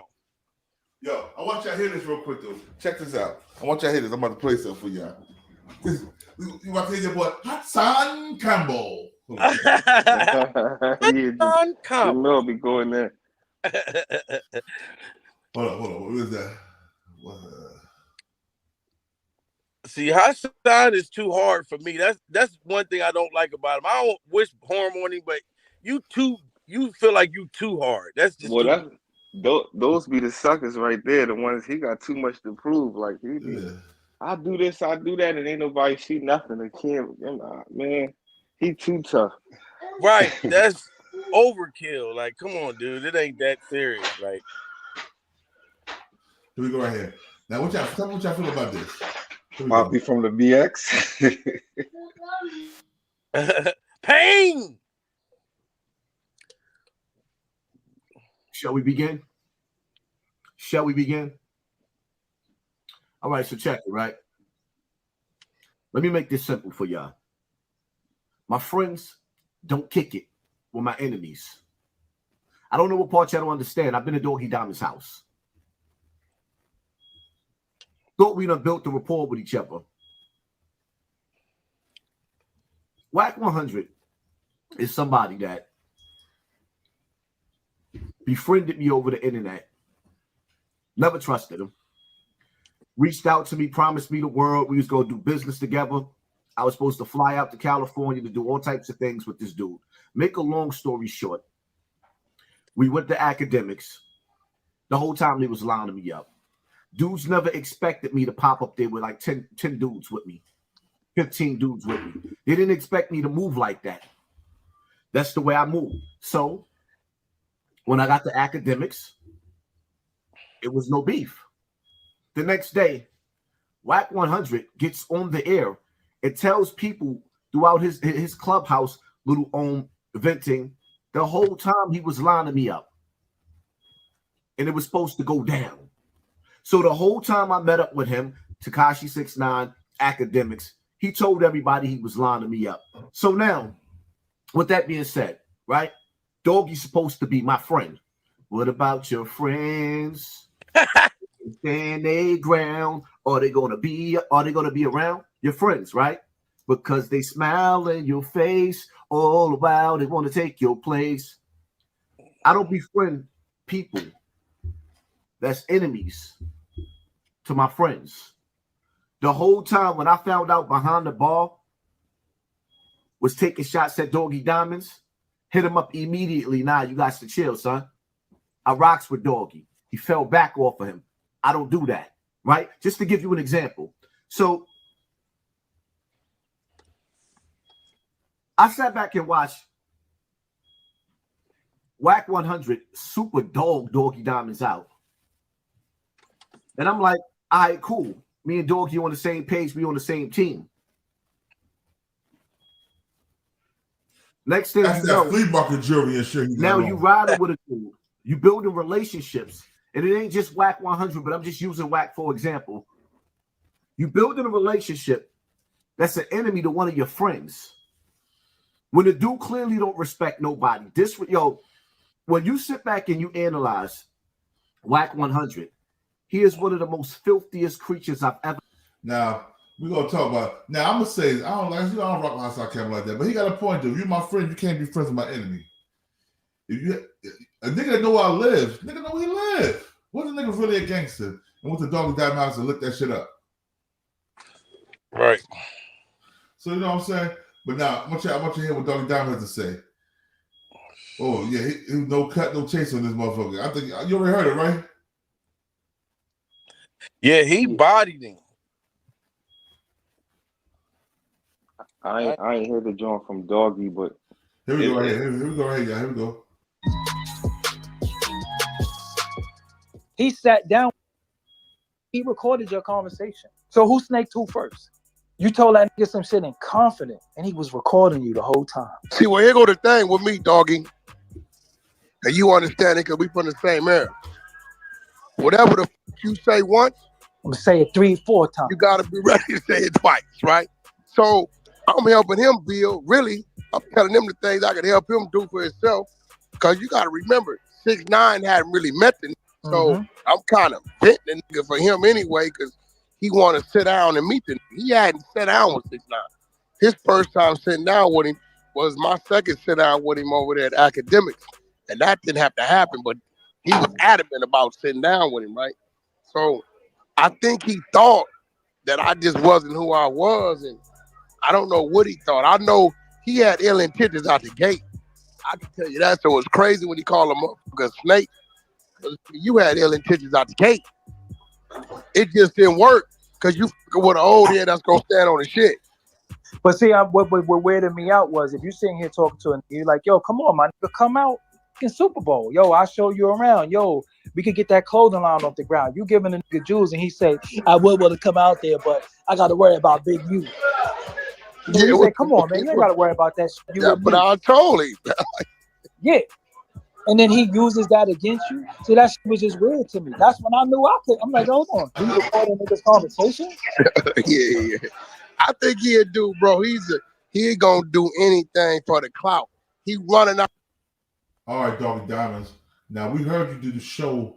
We're talking about that Hassan Campbell Whack 100. Hassan Campbell recording. You was on Hassan Campbell's side then. That was about 6 months ago, right? You was defending Hassan Campbell, was like, yeah, I would have recorded him too. Whack 100 record everybody. Remember that? I don't know if y'all watched it, but I remember that. Johnny Button, good morning, King. Salute. All them niggas media whores, bro. Every one of them niggas, from Doggie to Hassan to Whack, all of them niggas, bro. Right. You know, I kind of look at it like this. This is how I look at it. See, I didn't know the history from before with Doggie Diamonds and Whack 100 not being cool. I didn't know none of that. I look at it like this. Let's say, for instance, if I fuck with you, like on YouTube, because I'm a fan of a lot of people's platform. I get up, I be cracking the fuck up. I love it. You know what I'm saying? But like if I'm all right with a YouTuber and I'm all right with another YouTuber, but y'all two ain't cool, I'm just not getting into it. Like if he doing a story and he talking about you, I'm not even going to comment. I'm not getting into it. I stay out of people's shit, but I'm not going to not be cool with you because another YouTuber, you know what I mean? And then I ain't meet nobody in person. Like, I agree. I like, yeah, I just stay the fuck out of it. Look, that's y'all shit. You know what I mean? But I fuck with both of y'all content. But I'm not side taking or I'm not getting in the middle. I'm just minding my business. Fact. Say if you is mutual friends and you in that situation, Doggie shouldn't have been, throwing Hassan Campbell name around there like that. And if his name was even mentioned in the presence, you're supposed to make it clear, like, that's my guy. Like, that's between y'all. I wish y'all patch it out or whatever. Right. But, what y'all got is what y'all got. But for him to be on there, because this is what's crazy, because at a time I did an interview with 10 Toes. This was a while back. This was around that time when Doggie was ranting. And I was talking to 10, and then I had set up a Clubhouse. I was on Clubhouse probably for like a month. I still got the page up, and the show that we did on there, we did a joint, and Doggie was on the joint, and he was snapping on Whack. You know what I'm saying? It was like, this is when it was like crazy, when he was talking about East Coast and when it was real, when it was real vicious. So my whole thing is this: I seen when they had patched it out, it's like Doggie went out his way to try to become Whack's friend, because it was heated at one point. You know what I mean? Even when he had the chick was on there or something and was saying, "No, you was bitching with Whack and this and that," and he was like, "No, we never had a problem. We never had a real." Like, he went out his way for that. So for him to have been in Hassan Campbell's house, that was a low blow. That you don't carry it like that. I feel as though Doggie was wrong for that. Yeah. So that's you're right. Then that was a bad carry. You know what I mean? Like, that's where you violate to me. At that point, now you playing both sides. Yeah. And where we come from is like, nigga, it's very important to mind your fucking business. And you know that upstate. You cool. Listen, you can walk the penitentiary as long as you mind your business. Look, I don't want to play handball, guys. No, I don't want to play spades. I don't know how. No, I don't want to. I don't want to engage in none of the goofy shit. All I want to do is get the fuck out the fucking gate. That's it. So yeah, he was wrong. Hold on. Wax Dog. We got Wax Dog in the building. Wax Dog, in the fucking building. We don't fuck with Hassan Campbell, but we don't rock with that Doggie Diamond anyway. So speak your piece, bro. Wax Dog, you there? Hit that mute button.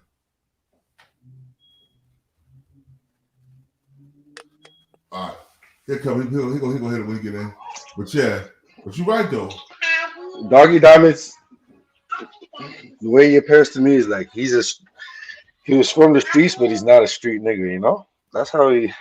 Nah, Doggie Diamond's not a street nigga, man. He talk all that tough shit, man. He got that light skin. He got that light skin energy, man. Not no disrespect. No, hey, kid, he got that light skin girl energy. He got that light skin girl energy. More not. I would never take it offensive. I know what you mean, bro. You know what I'm saying? I'm cut different though. You know what I'm saying? I ain't one of them Drake bulls. but I just said light skin. He got that light skin Doggie Diamonds and Hassan Campbell both got that light skinned girl energy. When somebody says something about their feelings get hurt, they get all emotional and start crying. Hey, Wax Dog, go ahead. See what you got to say, Wax Dog. Hassan Campbell. Hassan Campbell. Yo, what up? Wax Dog, tell me what you think of that situation between the two light-skinned assassins, the two light-skinned killers. Well, my thing is with Doggie Diamonds is like you can't turn around and validate everything when he was the same nigga shitting on niggas like myself when we was pointing out everything you saying right now. You know what I'm saying? I think I might even got flagged behind using one of Doggie Diamond's videos for my video. You understand? So it's like now that he shitted on you, he take dick in the butt and all this other shit. You know what I'm saying? Like now that's the reality when that been the reality. Anybody standing next to Hassan, I don't fuck with. You know what I'm saying? Not for nothing, because it is what it is. Like I said, I was fucking with the nigga. I was 5 guard before 5 guard. I went through the whole shit everybody else going through. Same thing Doggie and everybody else went through. So why is it valid now that it's happening to you? You know what I'm saying? So that's the part I don't respect. Like niggas violated everybody, kids, wife, you know what I'm saying? He did it to me. My thing is I fell out. I didn't mean that nigga never fell out. I had no problems. He just decided to go in on me the same way 5 guard and everybody else. Now, mind you, you got a name and a platform. I'm just a small peon out here in the big scheme of things. So yeah, niggas gonna listen to him and take his word and ride with it. But you know, all of that, you know, all of the shit he was saying is not valid. But being that he got a bigger platform, that's what stands. You know what I'm saying? So niggas is bums and haters and jealous of him and envious because of his platform when that's not the case. Like I said, I got a house, I got cars, I got everything that probably more than he got, and I don't get no money off of YouTube. You know what I'm saying? So it's like you paint a picture like because you're big on YouTube, you're bigger than people when YouTube is just an entertainment. I'm up here for entertainment purposes, nothing else. Not to make a living, not to shit on niggas, and not to big myself up all the time. You know what I'm saying? So Doggie Diamonds, I love that live he did. I watched that shit twice. But it's like everything you said, I've been said, and so did a bunch of other niggas. You know what I'm saying? Including me. I was the first one on Hassan Campbell neck. You remember that shit, Wax? Yeah, you was on his neck when me and him was still cool. You know what I'm saying? Actually, I'm the nigga that talked you into falling back off the nigga. You know what I mean? Yeah. Or I had a lot of people falling back off him because they was cool with me. So they tried to look the other way, but it didn't last long. Go ahead. So Doggie Diamonds knew all of these things. Like you knew he was the thigh guy. You knew he had magic thighs. You knew all of these things and you didn't give a fuck then. And then now, since he came at you, you ended up telling how you really felt the whole time. That's how I look at it. Yeah. Well, listen to what he said. Think about it, because at the time Hassan was on the rise. That's where the views was at. So you know, why go against that? You know, he just tried to side with the views at the time, not for no, you know, because he's a real nigga or his story was that valid. Because his story was questionable from the gate. And then once, like for instance, I came when I got with him, the story was fresh. So I'm thinking, oh yeah, this dude, you know what I mean, the dude that claimed to be a gangster, this and that, you know, he got molested, cool. You know what I'm saying? So I want to see what he's about to do because he's saying he's going to do this and that. He was talking against jury and talking against people up here begging for donations. Everything he's doing now, he was talking against then, you know, but it took me a minute, you know, about a year or so to see he wasn't standing on the square about none of the shit he said he was doing. You know what I'm saying? So eventually I had to separate from him. You know what I'm saying? But no, I didn't see what, you know, nothing different than everybody else saw. The difference between it is when Doggie Diamond seen it. Mind you, he did the interview that exposed them. You know what I mean? The interview that Doggie did really exposed Hassan. You know what I'm saying? Once the pictures came out and you doing security for the man as a grown man, I'm like, I can't fuck with this shit. This just something ain't right about it. You know what I'm saying? So I fell back, and that's what most people fell back. And then it became a spectacle, and now he's a gangster. He's not a child victim no more. He just want to shoot and kill, and you know, it's all about views and what he does now. You know what I'm saying? Voicing his opinion on other people's business. Yeah, listen what Doggie Diamond said. I want you to hear what he said again, because people keep talking. And all the shit to talk about, people to talk to, so he just grabbing any. For him to go at you, the nigga that helped him, the nigga, like, if I ain't mistaken, when he had this little situation with the Bambaataa, you the nigga that kind of jumped out the window, like exposing that shit. And like a lot of niggas gotta know, hey bro, that Zulu Nation shit over there, It's that strong, wasn't bro. nothing to be playing with, bro. Yo, I put my That was platform on the nothing to line. be playing with. Yeah, I put my platform on the line, ready to bust my gun. Why? Because I don't want to hear that nobody touched no fucking kids. I don't give a fuck who you are. We going to war.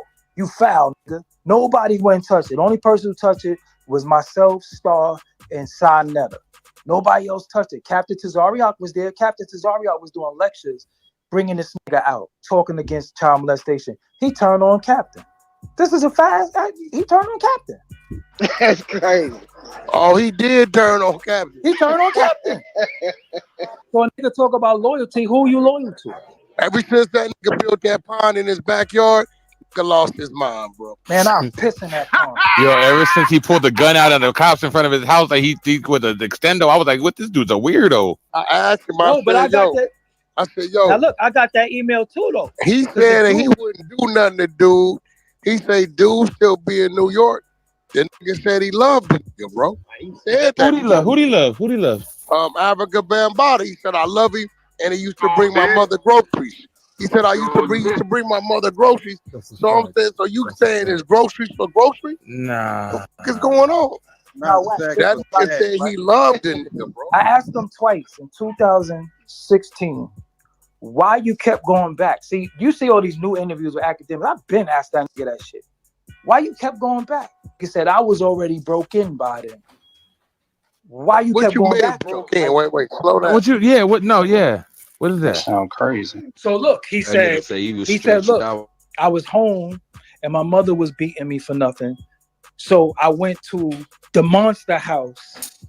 So I was like, yo, so one was beating you one way and another was beating you another way. And look what you chose. I'd rather get my ass whipped than get a stick in my butt. That's just me. I'd rather get spanked every day. I ain't going to nobody's house where they're going to be fucking on me. And I don't like it. Hey, man, I got to agree with Doggie Diamonds on this right here, man. If some things is going down that I'm not into, some things is going down that I don't like, if I'm a victim of any, you're not going to be a victim. Trying to give them jewels. Record a conversation. The beat. That nigga said it smelled like Vaseline over there. This is what I'm That's saying. crazy. Wait, but B Singer told me. Crazy. B Singer told me that. He said, B Singer said, bro, the nigga got mad at me saying, put it back. Bambaataa would never like me more than he liked him. So I don't know. I can't read. One day, dude's a serial killer. Next day, he's a victim. Next day. Yo, I gotta call Capo Doggie Diamonds real quick. Doggie Diamonds said he told Hassan that he'd rather get beat one way than the other way. You didn't tell him that. You agreed with the nigga during that interview, man. Knock it off. You did not say that, bro. You sympathetic to that nigga when that shit was going on. Now nigga, oh, I knew he was fake. I know he was fake when he did. We recorded Whack 100. You agreed with him recorded Whack 100. That nigga Kareem Blaze, I forgot the Kareem nigga. The Kareem nigga. He said something negative about, but you was defending Hassan Campbell, Doggie Diamonds. Let's keep it a buck. I know y'all remember that one.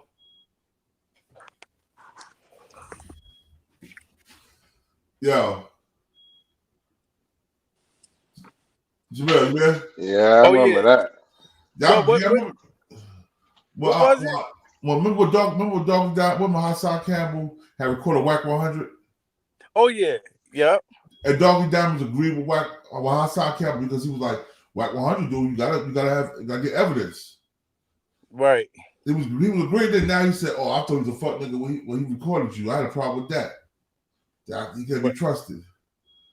Right. Man, listen, to me, it's all internet shit. At the end of the day, everybody's out. All them niggas is out for self, really. But they playing all different sides, all for the YouTube dollar. That's what the fuck they doing. They willing to sell their soul for a goddamn jelly roll. That's what it is. You know what I'm saying? What's going on? You out? Yeah, I'm out, man. Yeah, I'm going to the doctor real quick. All right, bro. I see you. I see you when I get back. Yeah.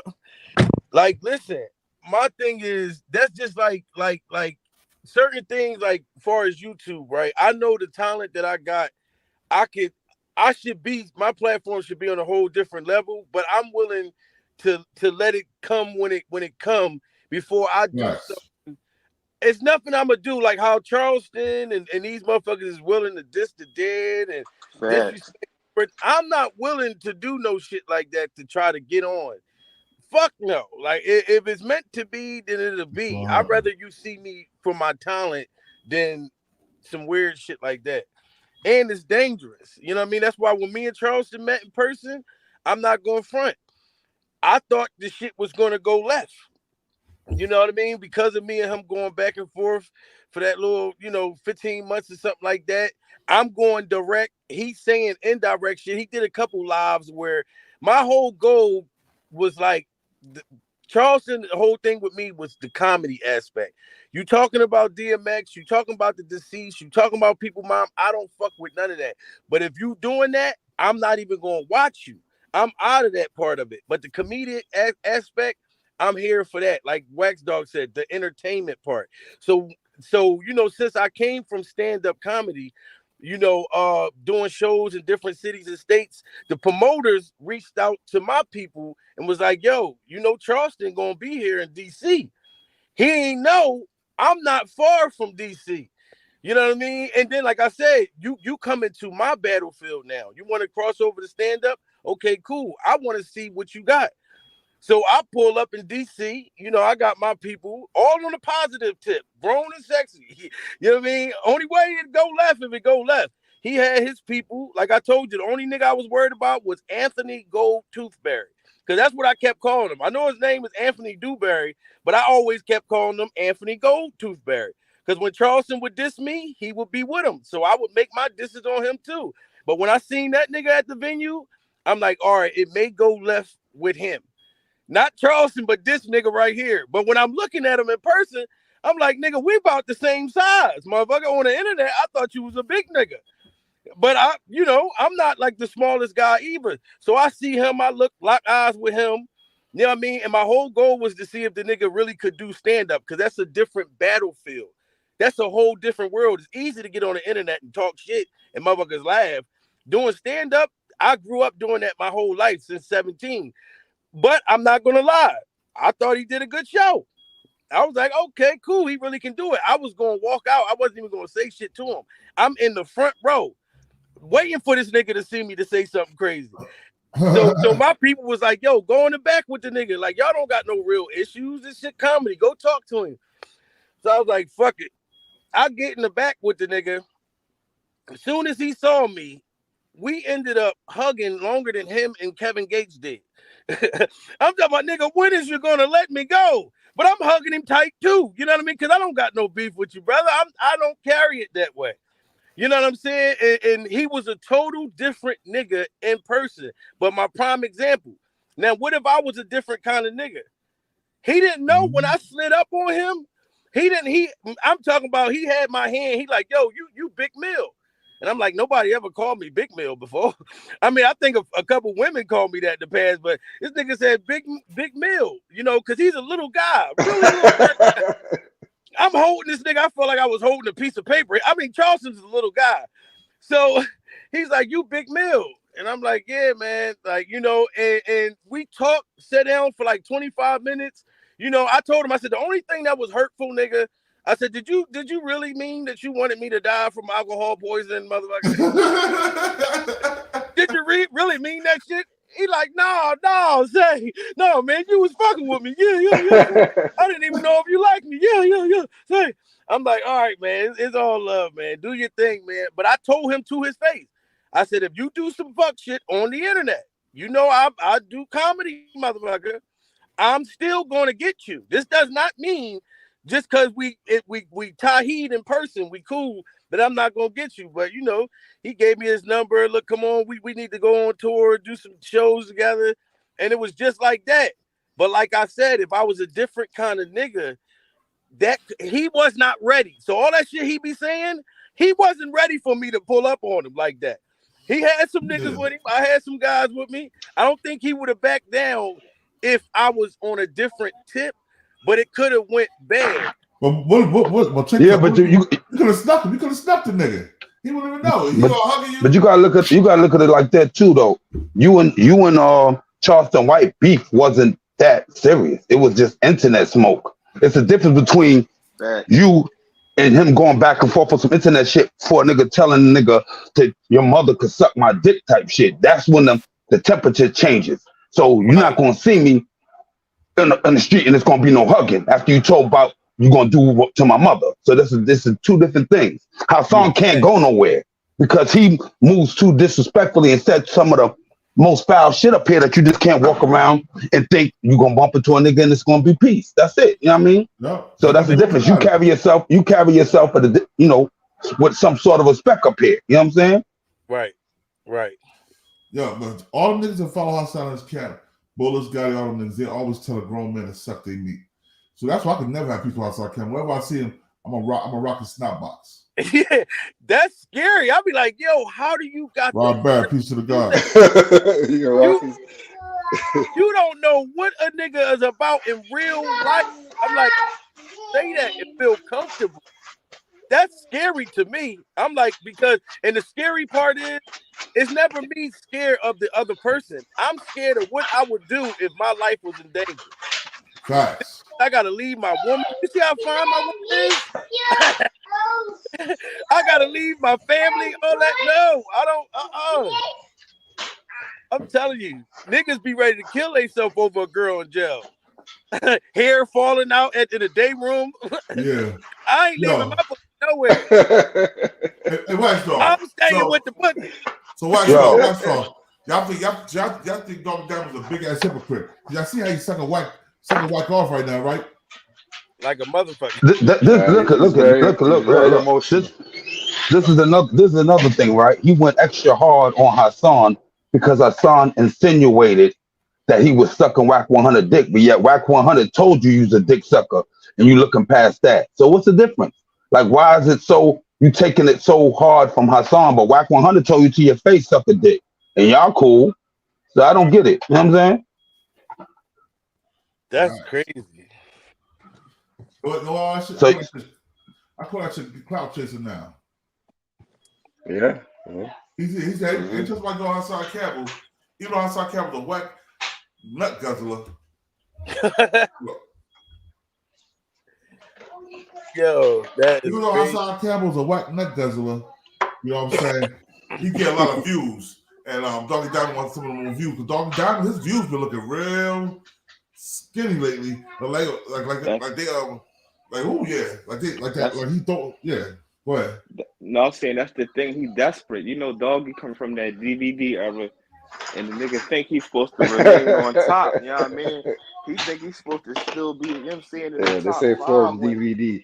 Exactly. Niggas ain't, bro. You know what I'm saying? Your shit dried up. Plus, niggas see through you more and more. You better off being a genuine person. Fuck the views, bro. Like, you know what I'm saying, at the end of the day, you gotta be a genuine person at heart. How you feel is how you feel. You're not supposed to go with the wind. Doggie Diamond is a grimy ass Brooklyn nigga. Doggie Diamond is a grimy ass Brooklyn nigga. Yeah, I said it. He a grimy square Brooklyn nigga. Yeah. You know, Hassan Campbell, right? This is what I honestly believe, right?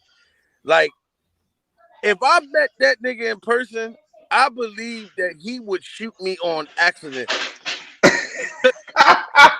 Because he's so spooky. He's so spooky. For real. Like, you know what I mean? He probably shoot me, bow. Or I thought you was the government. Nigga, you know, like, and I know certain people, like I said, that like you heard what West Dog was saying, like certain violations that he violated with certain individuals. Yeah, nigga, I would be on guard like a motherfucker, nigga, for the shit you done said and did on this internet out your face. You know what I'm saying? But for him, I would feel like he would shoot me on accident, even though we didn't have that rapport, just because he's so scary. He would fuck around and shoot himself. That's how spooky he seems to me. He too scary. Hassan delusional, bro. This nigga had the whole nigga he was on live with. Y'all remember the bull came up, nigga grabbing his ass and everything. He talking about what he gonna do. Like, oh, they sent you. Like, he got so much to say when he face to face with niggas. He ain't trying to do nothing, bro. Like that nigga got to travel with 300 niggas when he goes somewhere, and them niggas is with him because they feel like he got a bag that he can support them. That nigga talking about he done been booked for all these homies and all that. That nigga been 302, bro. That nigga ain't been booked for no damn drama. Is he still scared of the Zulu Nation or what? Because my thing is this. I've been around the nigga. I've been paying attention for years. This nigga whole angle was the reason why he's on YouTube is because his life is in danger because of the Zulu. So basically, I got to stay up here or they're going to kill me. This is years ago. Mind you now, your whole squad is home. Everybody you've been waiting for is out of jail. The low riders, whatever, all these names you want to give niggas and the hounds and all these people is home now, right? Your whole squad is home. All the illest killers. Why you still on YouTube? Right. Facts. You know what I mean? Like this nigga will say anything just because he got lips and a microphone. You can't take nothing this nigga say as real. Point blank, period. You know what I'm saying? Right. Like you up here for a check, and then this nigga say he wish he never told a story. I wish I never told my story. Well, if you didn't tell your story, nobody would know you. We wouldn't be talking about you right now, and you wouldn't be relevant. If you came out talking shit about, if you just came out without the Bambaataa dick in your butt and started talking about Jay Prince and Jim Jones and just the industry, you would be struggling just like everybody that you talking down on. So you can't erase why we know you and why you're popping. What's this whole dirty section of YouTube shit that these niggas be talking about? I don't like that type of shit. He came up with the dirty section shit. because he tried to paint everybody as being dirty, like myself. Listen, like for instance, he used to paint the picture that I don't work, like I'm home living off. When I be on the internet, look, I be at work. You know what I'm saying? I'm on my computer right now. You know what I'm saying? Right. You know what I'm saying? So, but he'll paint the picture that we just some nobody niggas that don't got nothing going on, and we hating on him because all of this success he got, and that's not the case. But like I said, his word ain't valid, but people just listen and take in and absorb what he says because they're a fan of his. You know what I'm saying? You know how many people I had call me, yo, Wack, you a bum. How? You know what I'm saying? Because Hassan said so. You understand? Yeah, that's weird. That is weird shit. That's that's some sucker shit. Cult following type of shit. Like, and Hassan does shit. Let me tell you, it'll be like, listen, I can see the future. I guarantee you 20 rappers are gonna die by July. Nigga, we all know the rappers are dying fast. He'll make it like he knew it was gonna happen. I'll tell you by December, we're gonna have 25 dead rappers. We're gonna be smoking on Hassan Campbell packs, I guarantee you. He act like he a fucking Cleo. When it come to these black I know it's just YouTube, to say bro, general shit. If you black and you from the streets, bro, the niggas that got the biggest platforms, bro, is mostly the niggas that demoralize themselves one way or the other. Like you could be a 6ix9ine type nigga and have a channel, your joint to be hitting hundreds and thousands of views, bro. You come out like Hassan Campbell, you done did this and that, you getting all of these views. But you come out as a regular nigga and talk about regular stuff, you're not gonna be striking like that, bro. So, but at the end of the day, like YouTube money is different than the money a person was getting before they was on YouTube, bro. Like, was niggas, the niggas that's munching off of YouTube, what was they doing before them YouTube checks hit? You know what I'm saying? Living off their bitches. Exactly. Borrowing niggas jewelry and shit like that. Like, you know what I'm saying? So like, that should just be extra. That's like hitting the lottery or getting inheritance money when you talking shit about the regular nigga that's getting it from the muscle. Right. Nobody's life. Since I've been on YouTube, my life hasn't changed one bit. I haven't been living no worse. You know what I'm saying? Like YouTube has not affected my life. But I could look and see, Hassan, it affected yours. You was a bum. Your necks on your shirts was stretched out. You was talking about you was wearing your other, your big homie's clothes, and we see you, you living off your wife, your girlfriend, and then you talk about how you taking all these foster kids. That was how you was living. You was taking in foster kids for the little check and that type of shit. You wasn't, he talked about all these houses and properties that he owned. He said that in 2017. How many houses has he shown you besides the one he lives in, and then the project apartment, and then the other project apartment his baby moms lived in? Like, stop with the shenanigans. You know what I'm saying? Everything you talking about, you haven't shown and proved not once. You haven't shown me a handful of keys. You haven't shown me a deed with no property with your name on it. Nothing. But like I said, his word is just people soak it up because he's talking like you said, they're fans of his. They fanatics. So it don't matter. They're gonna eat up everything he's saying. But nobody never asked him to produce one receipt, good or bad. You know, motherfuckers are sending the police to his crib, sending food to his crib. Somebody, you know, whatever he said, nobody never asked him to prove anything. You understand? Uh-huh. Yeah, Your house is surrounded. But this is my last thing. Your house is surrounded by cameras, and somebody came to your house with a gun to assassinate you. You karate chop the gun out of his hand, and then you call the police and turn the gun in. But yet there's no footage of that. You know what I'm saying? Wow. He probably paid somebody to drop that joint in his yard real quick. Or That was his he joint. did it. He did That's it his himself. joint. He did it himself. Oh, that was bro. his job. He out of pocket. I feel bad for senior citizens, man. Like, to be honest, like the guys who just came home are coming home, and Hassan Campbell is placing these guys in shit that they don't even have any clue.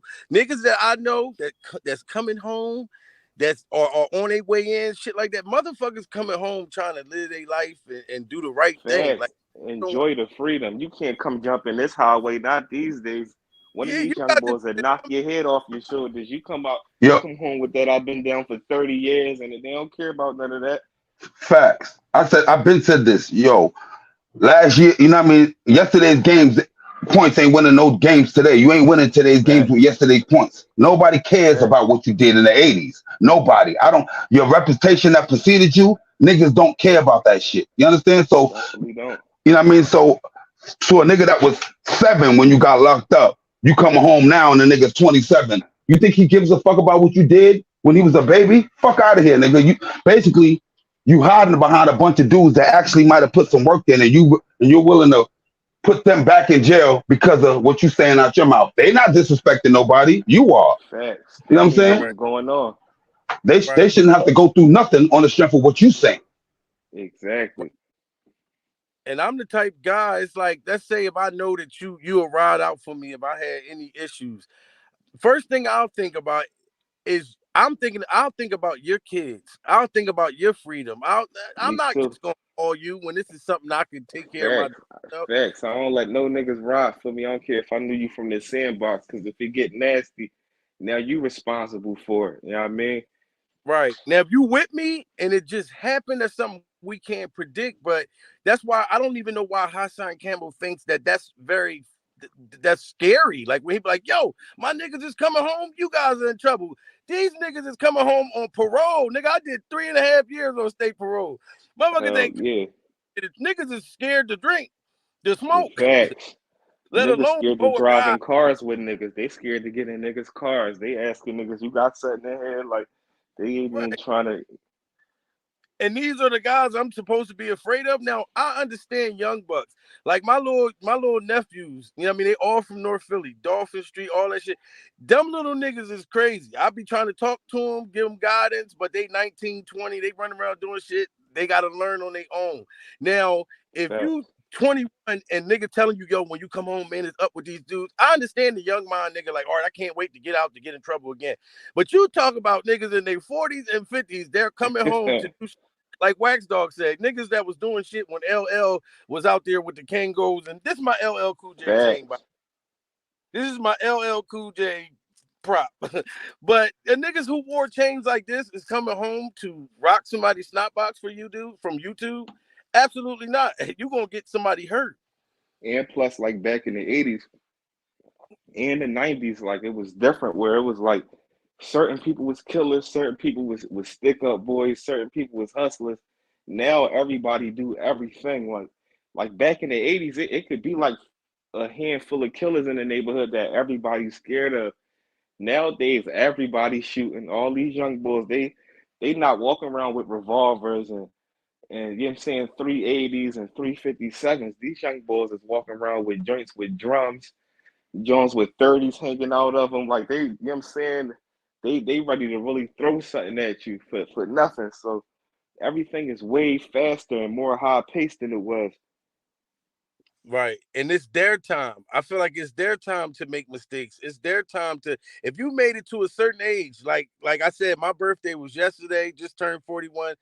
I feel like I beat the raid. Happy Like, birthday, brother. thank you very much. Certain things I could have done. I got friends who walking up Rockview with life and all kinds of different things like that are in the ground. And it's certain decisions that they made in their life. I don't want to be one of them motherfuckers at this age. That's why when Hassan is talking this killer stuff, I don't understand it, nigga. You said you almost a millionaire. Why don't you ride off in the sunset? You know what I'm saying? With your thighs in the motherfucking air, you know, just speeding off in the night. What the fuck do you want to be, you know, trying to get yourself hurt for it? Like, to prove to Everybody, niggas stuff. I ain't mean to cut you off, but everybody I know that's doing well, because you know how they do us, Jamil, like our Philly and all that. Like you blessed if you down for a homicide and you get numbers. Like most of the time you get in the L. Like they just you getting when you go to jail for a homie and you go upstate. Or well, I'm pretty sure y'all familiar, period, like especially you born and whoever was up in the mountains, Jamil, you too, like, you know what I'm saying? Like they say when you go up in the mountains, they ask you where you want your body to be shit. You know what I'm saying? That's like a wake-up call. So it's like the niggas that's up there that's doing life, the niggas I know, like these niggas is just a pill after a pill. Like niggas want to come home. You know what I'm saying? They doing everything they can to appeal the situation. Right. I maxed out 2018. I left Camp Hill.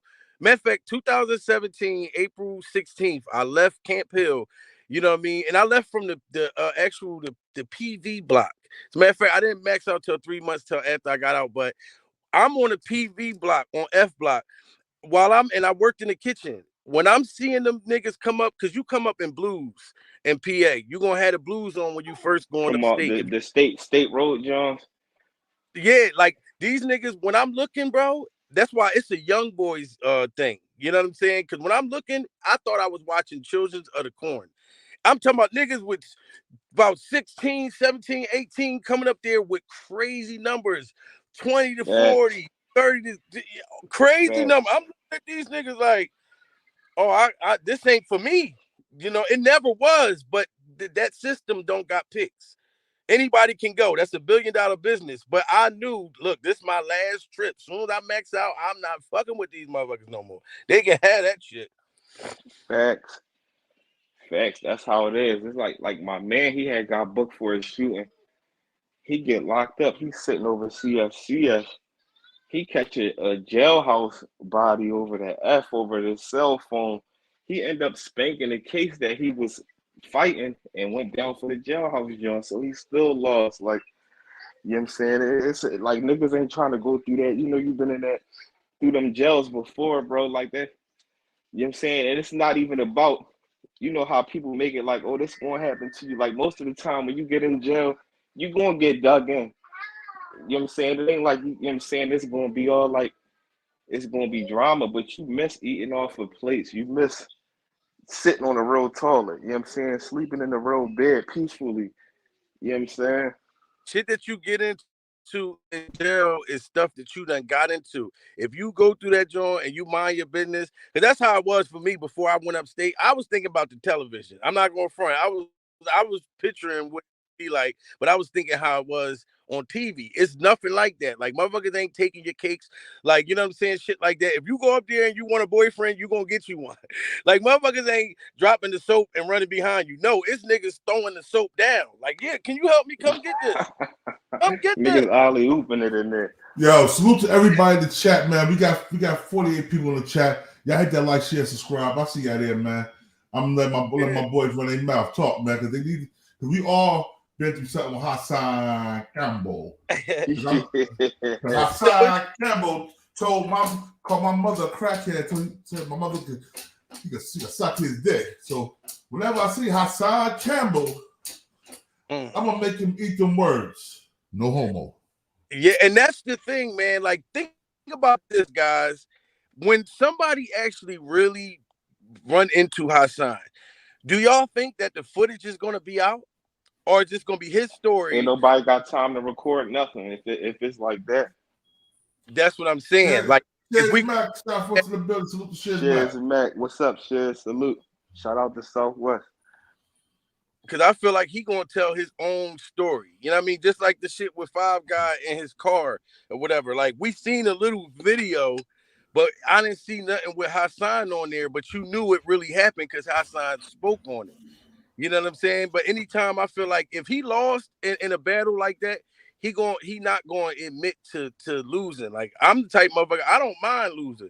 When I went on a drunk rant, the time I was going through the shit I was going through, and at first I felt some kind of way when I woke up and I seen all these motherfucking videos and shit. I didn't really start laughing at the motherfuckers till months later. I was like, wow, that was actually funny. But I did it to myself. I didn't know that many motherfuckers was watching me on YouTube. You know what I'm saying? So when I really was going through shit, I found out a friend of mine, you know what I mean, killed another friend of mine from the 90s. And I didn't know. I was helping this nigga look for the, you know, trying to figure it out. Come to find out years later, he the one who did it. Then my woman at the time, she walked out. It was a bunch of shit going on. But I feel like I brought that on myself. Anything you put out in the universe, you got to be able to accept it. I don't feel like Hassan to be able to accept that his loss when it comes. Because it's, you know, I feel like it's gonna happen. At some point, he gonna run into somebody that ain't appreciate the shit, the energy he put out. That's where it's separated from the internet stuff, because you know the tongue sharper than the sword. You know what I'm saying? You bump into that right person, and even if nothing necessarily happened to you, now you putting yourself in a situation where you got to do something to somebody when it's not really about that. You know what I'm saying? Like it don't even be, even like you was speaking on like Charleston White earlier, where like, you know, people be like, oh, he had violent points, and he's like they say a clock is right twice a day. Anybody can have a violent point, but certain things it be unnecessary to say, bro. But it's just so crazy because niggas be saying like, damn, this person saying some real shit. He's saying this, but this is shit we already know. We grow, like the average follower of these people is grown ass men. Like it ain't no young street niggas 17, 18, 19-year-old watching these niggas, bro. It be the working class older people. Right. How many times we gotta hear shit we already know? We know what's going on. That's the problem with, I feel like, our community, bro, where we sit around and we listen to somebody saying something, and then just because a person is saying something right, this person end up getting praised just because he's speaking on certain things that's going on in these hoods, whether it's with rappers or whatever. You know what I'm saying? We need to be all about action. You support the person that's doing action and trying to get shit done. If we're going to talk about straightening out the community and making the difference, like it's nothing else to really talk about, bro. Right. But what has this clown ever brought to the table? Like, has he ever Nothing. broken anything down? Like he'll say shit like the white man gave the Indian smallpox. You know, like come on, man, cut it the fuck That's out. what I'm saying. That's what I'm saying. Like niggas, he's saying shit that niggas already know. You know what I'm saying? Like it's like, or what, you know what I'm saying? Like it don't make no sense, bro. And you know these people with those platforms, they be getting praised for nothing. That should just be crazy to me, bro. I don't understand it. Right. I ain't never seen them do nothing. Like far as for the community, I've never seen it. You know what I'm saying? And if you're willing to pay these dudes to protect you, I'm pretty sure you can buy some school supplies, some backpacks, some shit. You know what I'm saying? Something for the kids. But you know, that's why when he talked that shit, I don't pay it no motherfucking mind. Like I kind of, you know, I'm kind of used to the nigga. Like when I first came in talking about the nigga braided hair and shit, I would watch Hassan. before that viral video, I would watch him, but I didn't know nothing about him. I didn't know he was talking about doing something to somebody 4-year-old kid, or you know what I mean, the shit with him and Kevin Gills. I didn't know the shit like with Wax Dog until I found out with that situation. I didn't know the disrespect part, honestly. Like you know how you just clicking through shit, you know what I mean? And then I just actually the story I told about him braiding hair, it was an actual nigga from that was locked up with me in Albion from 90. He was there from 96. I came in 2013. And this how the nigga was. Like if you stepped on his carpet, he was hiding a remote, doing little weird shit, and he was braiding hair. So I told the joke, Yeah, but niggas I definitely. put his face in the joke, and I didn't know the video was gonna take off. But then when I found out about Hassan, when I got to see his mannerisms and I see how he act and how he talk, I don't fuck with him on the strength of all of that. You know what I'm saying? I don't like him because of that. And then the people are asking me like, what do you do? How come you're not doing nothing for nobody? You know, everything I do ain't on camera, but we gotta watch you go to the store and shop for fur coats on camera. We gotta watch you buy jewelry and buy a little car. You put everything else on camera. You know what I'm saying? And then he said some shit like, I would never humiliate somebody by giving them money on camera. 2 months later, you hand a dude $100 on camera. It's like this nigga's a pancake. He flips. He's on one side today and on another side tomorrow. You know what I'm saying? Right. He don't stand on nothing. You know, like only you gonna be who you gonna be when you be yourself. You know what I'm saying? But when you trying to be tough and you're trying to be conscious and you're trying to be this and that, be you. You know what I'm saying? Right. Yeah, he definitely from bipolar. That nigga's very bipolar. Today he this, today, you know what I'm saying? Like even yesterday when he came out talking about Dwayne Wade's what you call him, like when I saw Five Guy drop his video responding to the Doggie Diamond saying that he was calling him saying that he didn't trust Five Guy, I'm thinking Hassan was going to respond to that. He tried to get off of the bullshit. Like if you notice when he go up there and he's saying dumbass shit, he'll try to talk about something totally different as if that shit ain't on his mind. Nigga, you just used the Dwayne Wade transgender son just to get up. Nigga, we still know what you did last summer, Hassan Campbell. Facts. Listen, you 50 years old, right? You 50 years old talking about your crew. Your crew just came home. Your crew was hot. All right, do me a favor. Give them these Geritol pills and this icy hot and tell them to see me in the morning.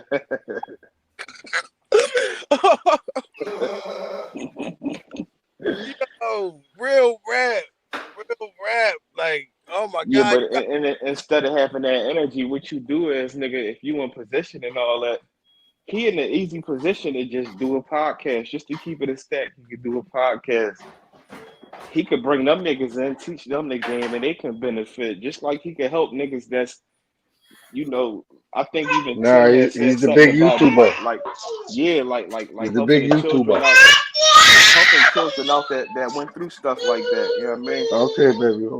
Yo, if he did a podcast, something that he wouldn't have balls to do, but will be very, you know what I mean? We definitely would need security, all kinds of shit. If he did a podcast and he let niggas go up there that he done talk shit to, all that kind of shit, motherfuckers in person, even had me come up that motherfucker. Like, Hassan Campbell. Like, let all the motherfuckers come up, nigga, and you one-on-one He with would them. triple his views. Right, but he don't have the balls to do that. You know what I mean? Like he know he won't do that. He don't want to be. Nah, he don't want y'all to get shine, yo. All that shit is emotional, you know? Yeah, he definitely is. Yeah. Well, we all know Hassan Campbell's a clown. Everybody know that. That's never gonna change. Certified. I'm just looking forward to see what's gonna come next. You know what I'm saying? With the nigga. That's how it is. I actually only watch him. Hold on. First, we cannot keep going on Hassan Campbell and not talk about that nigga Doggie Diamonds, bro. Because Doggie Diamonds is a fuck shit too. Yeah, well, with this situation, he did way worse. Like, you know, Hassan out of this one. Yeah, I don't know a lot of homework or research on that actual guy, but I'm paying attention now more to him. You know what I'm saying? I didn't really know much like about Doggie Diamonds, to be honest. This is the most dialogue. Like I used to see when he would say people can come up, but he was charging you to get on his thing.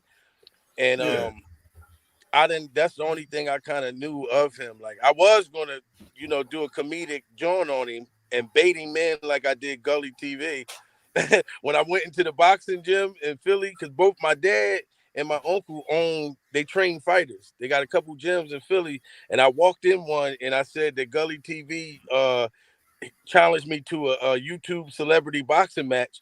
And I did the video, but I didn't know that he was going to respond to the motherfucker. He actually went live, and once he did that, I said, "Oh, you went wrong now, nigga." Because now you respond to me. That's the worst thing you could do when you're a bigger. Oh yeah, hold on. What did he say? Tell me what he said to you. Tell me what he said. Hold on. This was funny as hell. Oh, it was hilarious. He went live. He was like, "Yeah, man, it's this video. If y'all go look, it's this dude that walks into a boxing match talking about he challenged me to a celebrity boxing match. I don't know you, sir." He said, "I never offered to, fight you in a boxing match." He was like, "And you talking about a YouTube celebrity?" He said, "You a nobody. Nobody knows you." And I'm like, "I'm glad you did that, sir, because they are about to right now." My goal. Hold on. Let me see if I can find that video real quick and play it.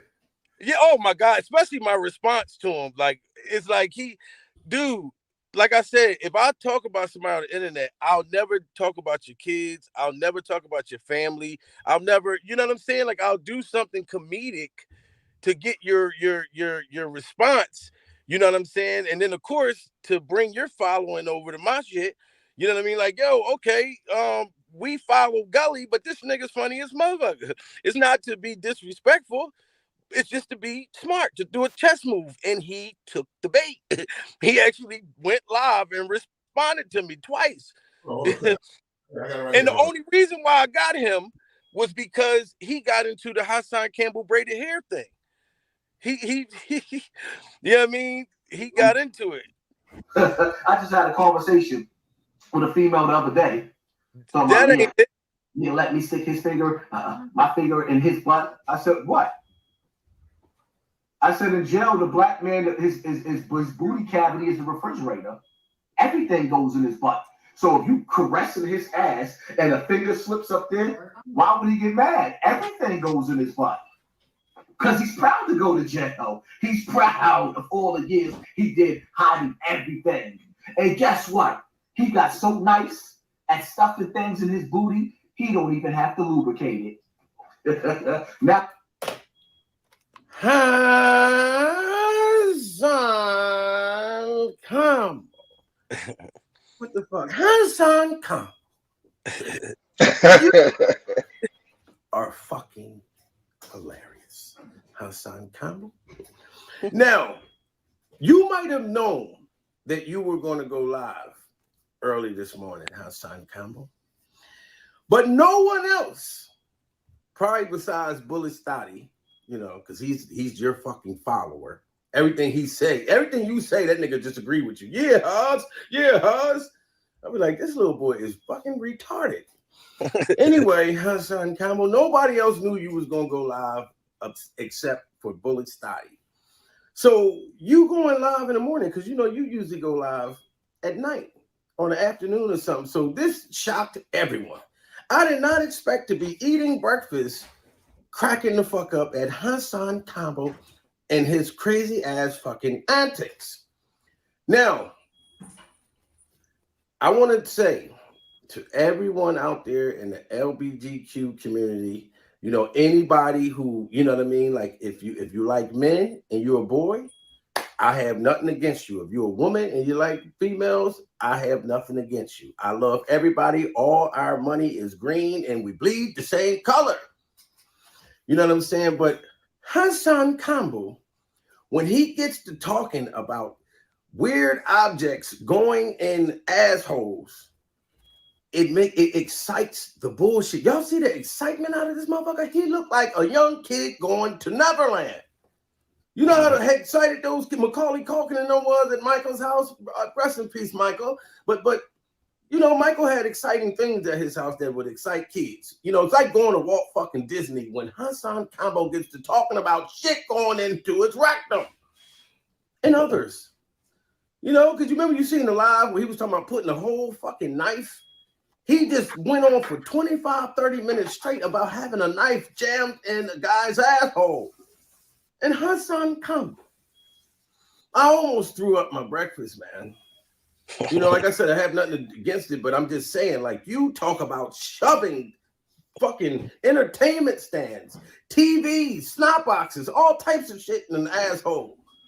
And you sound very excited, Hassan Campbell. But what I wanted to ask you, okay, off of that, all right, I want to know what the fuck, why are you so afraid of Charleston White, Hassan Campbell? Can you tell me, man? Like, what does he have on you that you are so afraid of a one-eyed motherfucker talking about, say, yeah, no, yeah, say, why do you feel as though you have to agree with everything that that Charleston White does, just like Bullet Stotty? Bullet Stotty is your cheerleader, and you are Hassan, and you are Charleston White's cheerleader. Every fucking thing that he does, you feel like you got to side with the motherfucker. And this is what blows my mind, Hassan Campbell.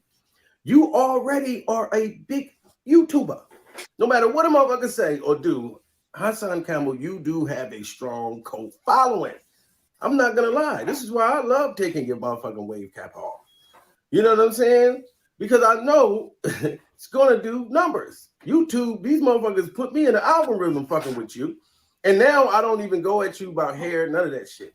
I just really call you out for the shit that you do and say out your own mouth. That's all I do. You know what I mean? Because I know you do it on purpose. You say shit because you know you're gonna get this reaction. And you love when small YouTubers from the dirty YouTube section make videos about you, Hassan Campbell. You know what I'm saying? But you, like I said, the other day, you see that Charleston White is ringing bells, so you feel like you want to ride this nigga's nutsack. You know what I'm saying? And this is my only thing. Hassan Campbell, you've been in YouTube over 7 years. You've been in the YouTube streets for over 7 fucking years. Hassan Campbell. And Charleston White has only been in this motherfucker for about 2 years. Maybe a little month or two over 2 years. And you are riding this nigga's fucking coattail. Hassan Campbell, you should be bigger than this motherfucker. That's how you really feel. You are afraid to go at Charleston White. And the funny thing is, I started out in YouTube doing Charleston White motherfucking impressions. That's what I did. I used to always constantly. And Charleston White actually reported. Yeah. Not the video, sir. That's I'm trying to find it. I know it's in the video. I'm trying to find it. Gully TV. Gully TV, you know what I'm saying, reacts to me asking him for a boxing match. That one? Yeah. Gully TV. It's a Gully TV joint. And you literally hear him talking to me. And I had went right back at him. Where this shit? Yeah, hey Jamil, I got Yeah, I want to see that one, man. That's just gonna be hilarious.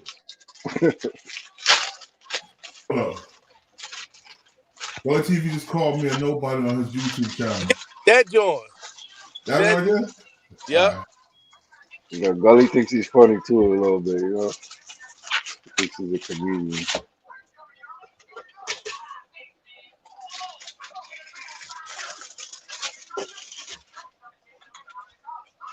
Celebrity boxing match. The nigga not even a celebrity, he's a nobody. The niggas, why would I hit you up, fam? Why would I hit you up? I've never spoken to this gentleman ever before. In a video, a nigga, a grown adult male, a black man, made a video on YouTube. It's on YouTube right now.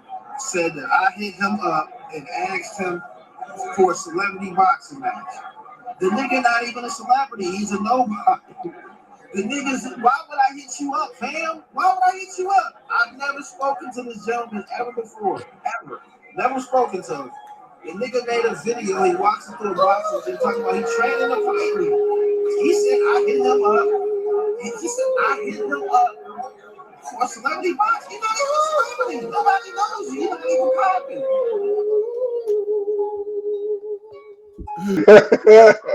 All right, Joe, I can't play the music, man. Yo, I can't play that music. Trying to get straight with that music, bro. I can't play that whole music. No, but it was just the instrumental, huh? It was the music? Ah, Yes, shit. he sung too. Yeah, he was singing too. Hey, yeah, that's crazy. That joint was funny. Yo, Hey, that was Jamil. funny as hell. Yo, I gotta say this. You know what I'm saying? It be like a lot of people and stuff where they do like comedy and stuff, whether it's through Instagram or through YouTube. But I gotta tip my hat to you because you know what I'm saying, you carried on YouTube, but I had seen you post the Johns. I forgot, I came across it. I don't know if you posted it or whatever it was, but I seen you doing the stand-ups and I seen you, you know what I'm saying, holding it down on the stage and the reaction from the crowd. So big salute to you. Make sure you keep pushing it, man, because you definitely, you know what I'm saying, definitely got the talent and all that to get up on that stage and, you know, control them crowds and do shows like that. It take a lot. So salute to you, brother. Thank you so much, brother. I really I want to know about this No one right doubt. here, man. Tell me about this one right here. Hassan and Kwame Brown. Hassan and Kwame Brown. This bitch nigga. This bitch nigga. That bitch nigga. That bitch nigga. Motherfucker, I ain't never braid your hair in jail. Stop playing with me. I could barely even put a ponytail in my goddamn own hair. He talking about I braided. Like, and y'all watch this video. This nigga said I braided his hair in jail. And I ain't gonna even lie. I had to laugh at it. Because it's like, yo, niggas would do anything to get popping on. So y'all watch this nigga talking about I braided his hair in jail? Are you shitting me? Are you shitting me? Anybody that knows my energy, I braid. Look at this stupid nigga. Look at this stupid nigga. I braided your hair in. I pray to God I don't ever run into none of these niggas in the street. Because I value my life. I'm not rich. Oh, shit. You can tell he wanted to laugh. Like he was laughing. Yeah. He knew it was funny. Yeah, he was funny. Yo. But I remember that's the first video I see of you. You talking about you braided with Kwame with Hassan Campbell braid your hair and reconcile it. I was laughing my ass off. But I can believe Hassan Campbell could braid hair. He probably could braid hair. He looked like the type of light-skinned nigga to braid hair. Bro, I know that's why the joint was so funny because he fit the description of that. I can picture that nigga in the gym. Right, yo, I swear to God, the day I put that video out, I was literally about to quit YouTube.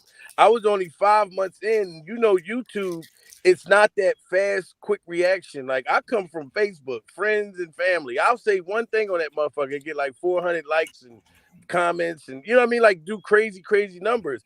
And then to come over to YouTube, you know what I mean? Because a lot of my friends were like, yo, you need to go to YouTube. I ain't really see no money in it. I was doing YouTube years ago before you even thought about money.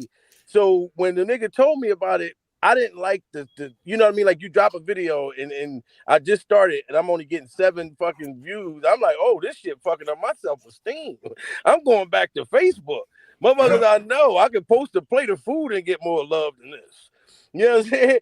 But then after a while, you know, I started to see like you can post something and get 7 views when you first start, and then go look at that same shit 2 months later and see it's thousands. So I had to learn, you know, get educated with YouTube. But literally the day I was gonna quit, I told that fucking story, and then him, Kwame Brown, and he was up, he was into it with a, you know, different people or whatever that ended up seeing that video and then put it in a different place, and then it just took off, and I was like, oh, I like this shit.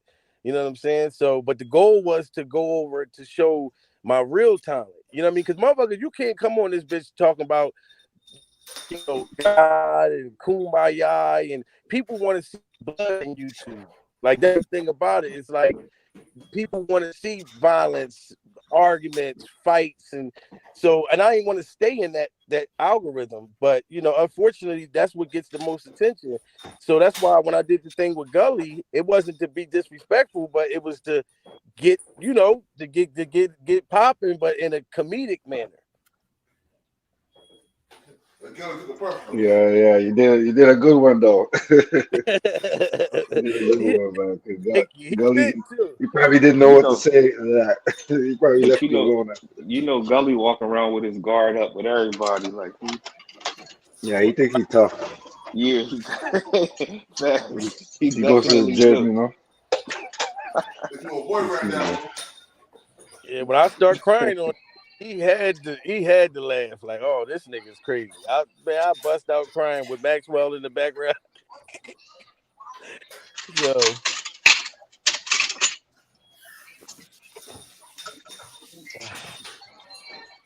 Yo, but y'all, check this out, man. Yo, this is a great show, man. I appreciate everybody for coming up, man. I know everybody got things. Y'all want to hold nobody. You think what I'm saying? Definitely. Thanks for having us, Warren. You know how we carry it. Definitely, Yes. bro. Yo, Thanks for Jamil, having us, appreciate man. it, bro. And salute to everybody in the chat, to all the brothers on the panel, man. You know, hope you guys all have a good day. Yo, what's You your know, YouTube? What's your YouTube, man? Subscribe to your Jamil channel. Peterson, Mr. I Am Comedy. Okay. All right, cool. Mill, you on the gram too? Dude, I'm not even going front. I need to better the gram thing. Okay. Me too. It's the same type time. You know what I'm saying over here. I Yeah, got I'm a it. I Facebook got it, nigga. John, but okay. You old school. Yeah, I'm a Facebook nigga, friends and family. But my Facebook is Jamil Peterson, just straight Jamil Peterson. It's like 4 of those motherfuckers up there. But the one with me, my main one is the one with me and my woman, me and my lady. And shit. I ain't going front. I got a light skinned heart, guys. I got a Drake heart. Come see me for once. Come see me for once. You don't never come see me. And my Instagram is Jamil Peterson, Mr. I Am Comedy. All right, cool. So you guys have a blessed day, and I'm gonna follow you back, brother. Definitely. Much love and respect. We definitely going link. Yeah, already. No doubt. Panel. All right, much love and respect. Yeah, follow the Mac Mizzle Show.